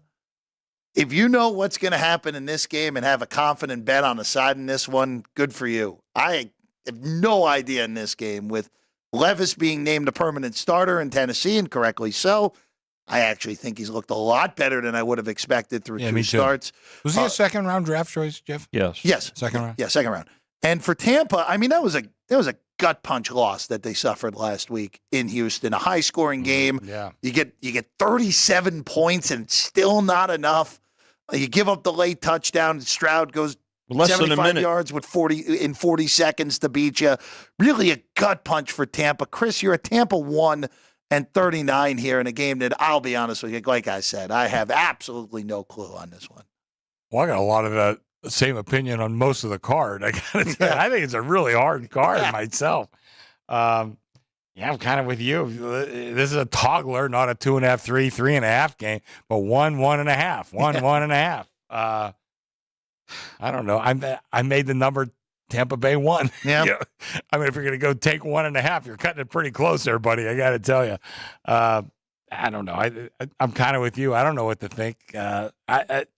I don't know. I mean, again, I always root for these young kids coming into the league. I want Levis to be good because it's good for the league. But I don't know how good he is. But I'm still rooting for Baker Mayfield. I think this kid kind of got the short end of the stick a couple times. That's my take on this game. How you got a journeyman and now a veteran in Mayfield going up against Levis, the rookie. So I think we're going to continue to see this one bounce, between 1 and 1.5. I think he got his lowest pick at one point. This was all to take early in the week on the Titans, but I could see Tampa money showing too, and I think overall there'll be two-way action on the game. Yeah, good luck to anyone who places a wager on this one. That's my stance. I reserve the right to make an in-game bet. That's all I'll say on that one. You always have that reservation. Yes. Kyler Kyler Murray's back for Yeah, Arizona this heard week. that. Yeah. He's returning. They just put out a video on the Cardinals Twitter account confirming that he is a go for this week. Chris, Atlanta somehow found a way to lose to Josh Dobbs on 3 days with being with the Minnesota Vikings last week. You have been all over the map on this game. Yeah. As high as Atlanta 3, as low as pick. You're right now sitting at Atlanta -2 on the road against Arizona. Total 43 of this one. I got to kind of like Atlanta in this game. You know, everybody knows I've never been a Kyler Murray fan. I mean, you just have to wonder, how does this team respond after that game last week? And there's rumors that what's the coach for Atlanta? Smith? Arthur Smith. Arthur Smith.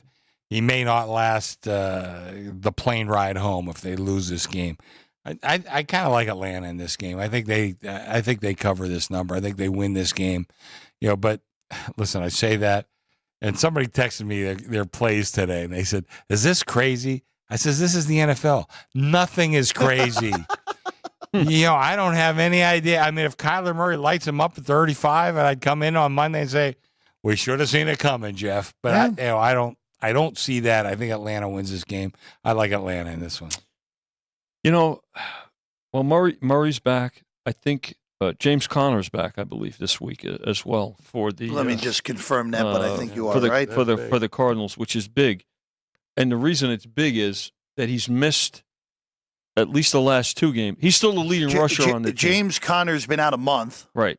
He is, quote, trending in the right direction, listed as questionable. He's still for the this leading week. rusher on the team after being out for a month. So that's how important he is today.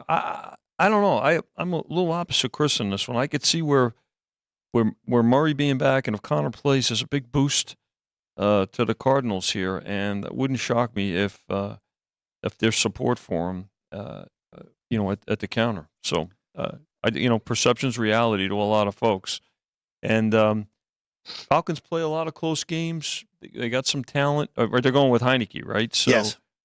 I don't know. I just it's going to be interesting to see here. I think overall, I don't think it'll be that big a decision because I think there'll be this early Falcons. It's gone back and forth already, but I could see some Cardinal support at some point. It would not shock me if Atlanta wins this game by 1 and Arizona covers. It would not shock me. Would it shock you if Arizona wins a game? No. So anything's on the table here. Yeah. It would not shock me if Kyler Murray coming back actually hurts Arizona and they look terrible. Well, it can't hurt him any more than it did last week. No, I'm talking about in comparison to what Dobbs was. Okay. Last week it's a one-off. Yeah, You had a kid who had no chance at all in Clayton Tune playing in that game. That's Chris, I know from a team perspective, there's always burn the tape games. From a betting perspective, that was a burn the tape game. I take absolutely nothing from that one because I actually thought their defense played pretty well and just had no chance. Another team that plays very hard. Chris and I see this every week. Yeah, Gannon's done a great job. They play hard. Yeah.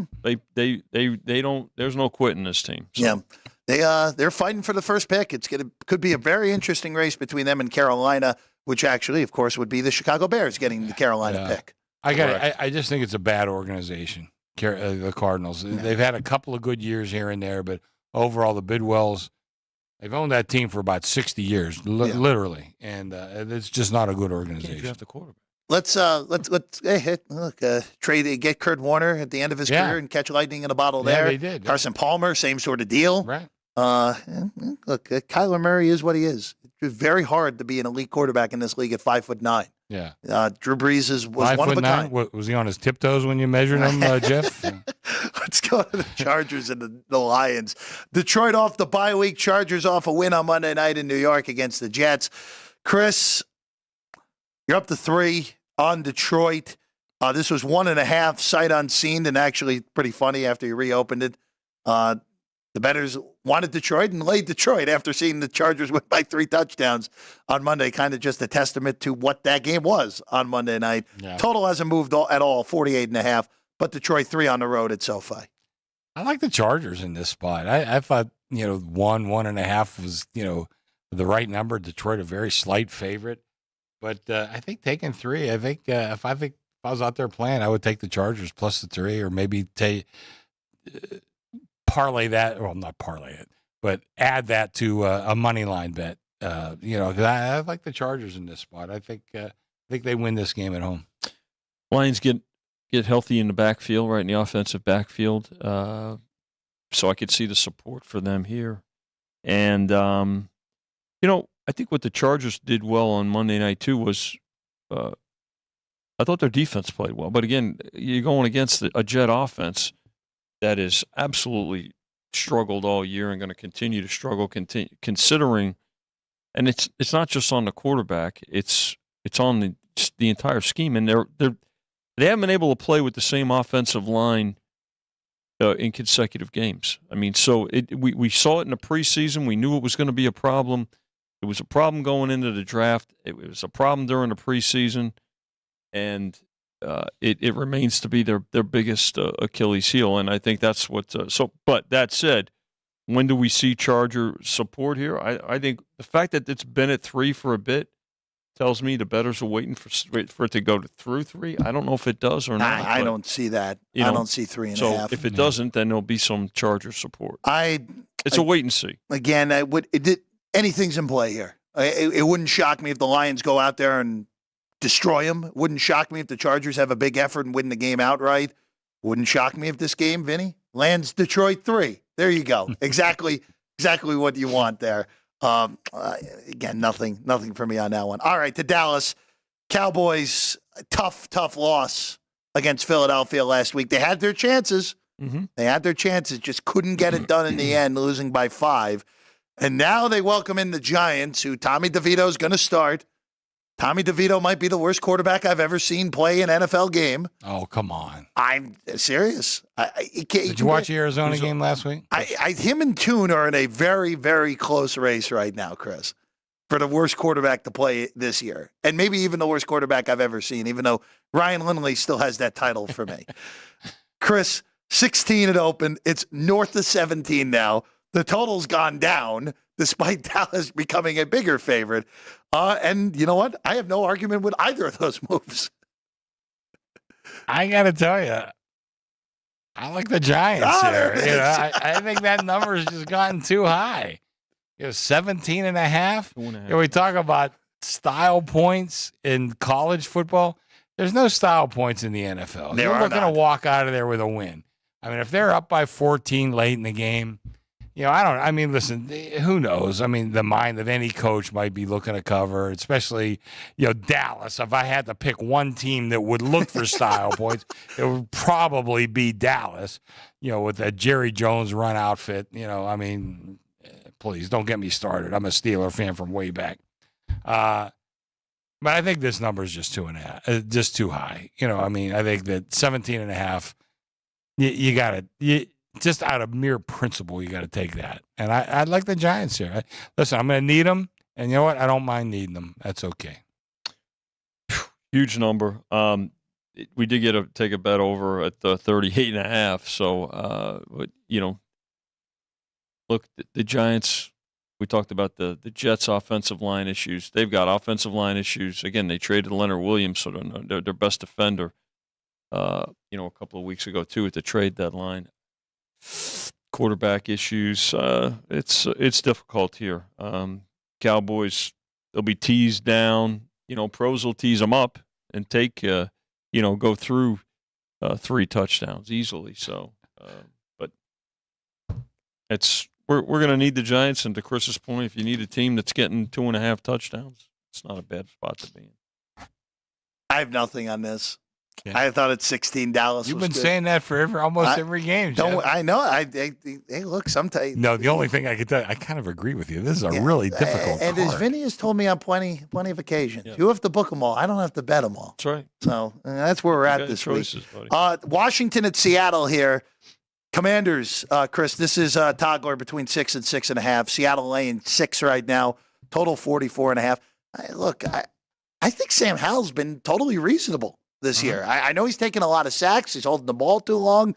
But when he's been able to get the ball out, he's looked perfectly solid so far this year for Washington. Well, the wise guys kind of agree with you because I've got most of the sharp play is on the dog plus a 6.5.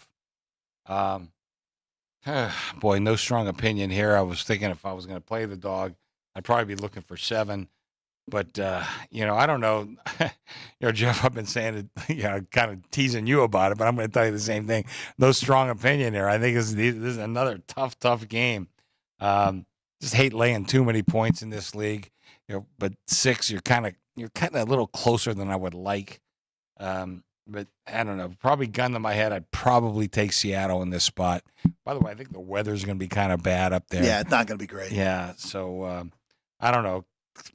Maybe a slight lean towards Seattle, but nothing strong whatsoever. Seattle's got to be angry. That was not good last week.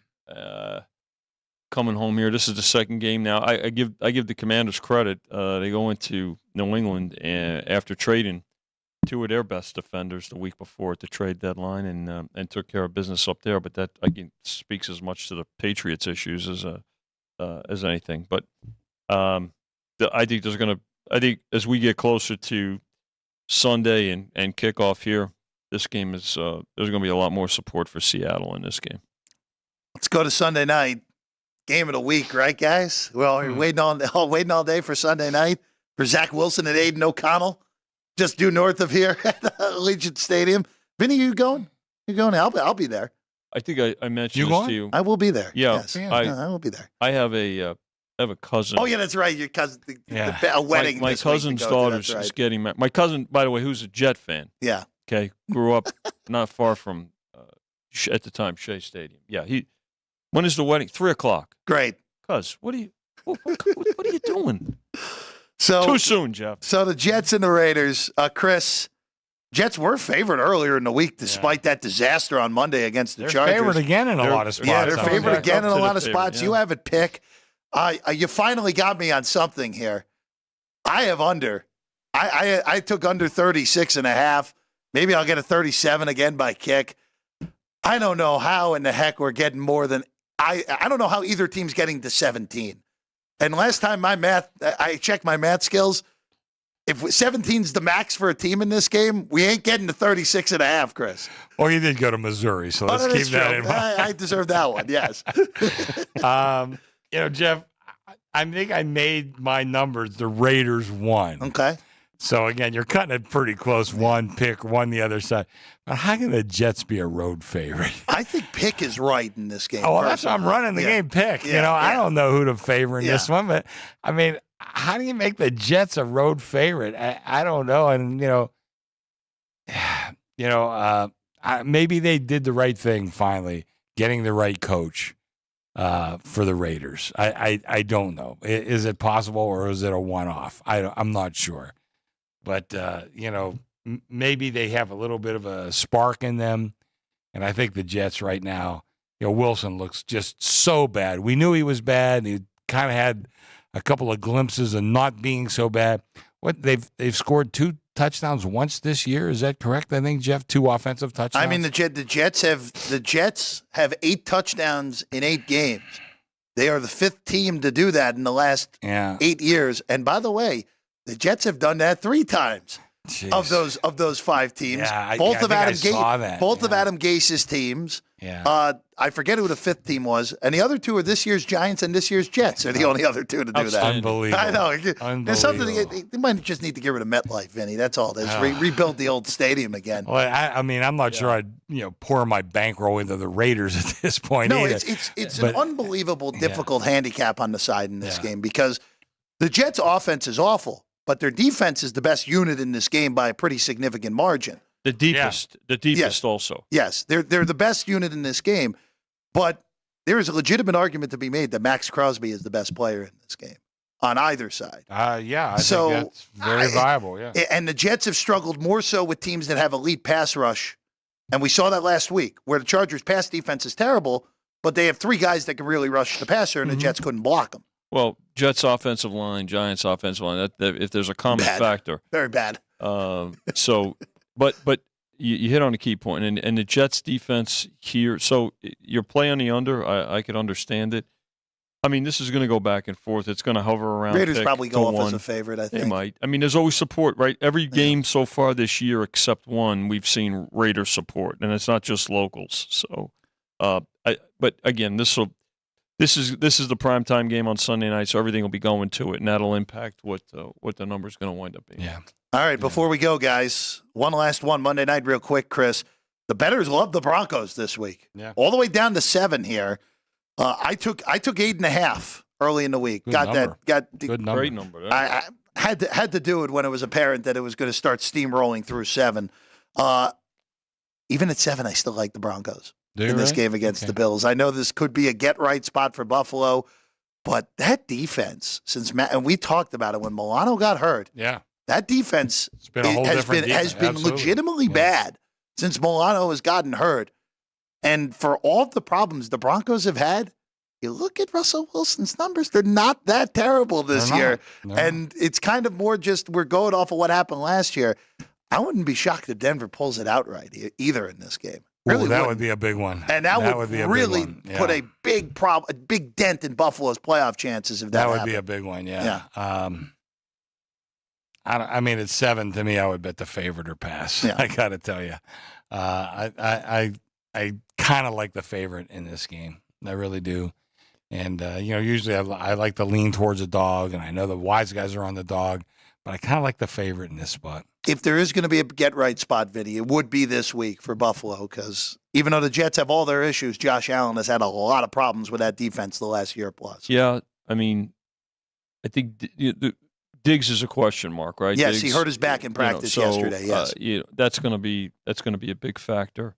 Even with their injuries, so Jeff, defensively, they've made some timely plays. It's just, in fact, I think there was a players-only meeting either yesterday or today. Okay, and I heard that it might have just been the offensive players. Now, again, I don't have that confirmed. But I did hear there was a players-only meeting, and that could go either way, right? Sometimes that can galvanize a team, and sometimes it speaks to bigger issues. So, but I think when we get to Monday, there'll be Bills support, if nothing else, just by virtue of overall records to both these teams. So. But I think the Diggs injury is certainly big deal. That's a major aspect. We'll see how it all plays out. Again, as we know, anything's possible in the National Football League on a week-to-week basis. Gentlemen, fun as always. Good to be with you. I'll let you guys go back to work. Thank you. Chris Andrews, Vinny Magliulo, shout out to the crew, and Jerry Ryan. Yeah. Let's mention the crew because Jimmy mentioned them earlier. I think I may have left out one or two guys, who have been back there, but the crew's done a great job. Crew's been awesome. We wouldn't be on without him. No, we wouldn't. Excellent. Alex White and I are back tomorrow morning. We'll probably see Vinny in here for a little bit tomorrow morning. By, yes. 8 to 9, previewing all of college football in week 11. How about that? Week 11 in college football already tomorrow. I'm Jeff Parles. We'll see you tomorrow. Sports by the Book here at the South Point Studio.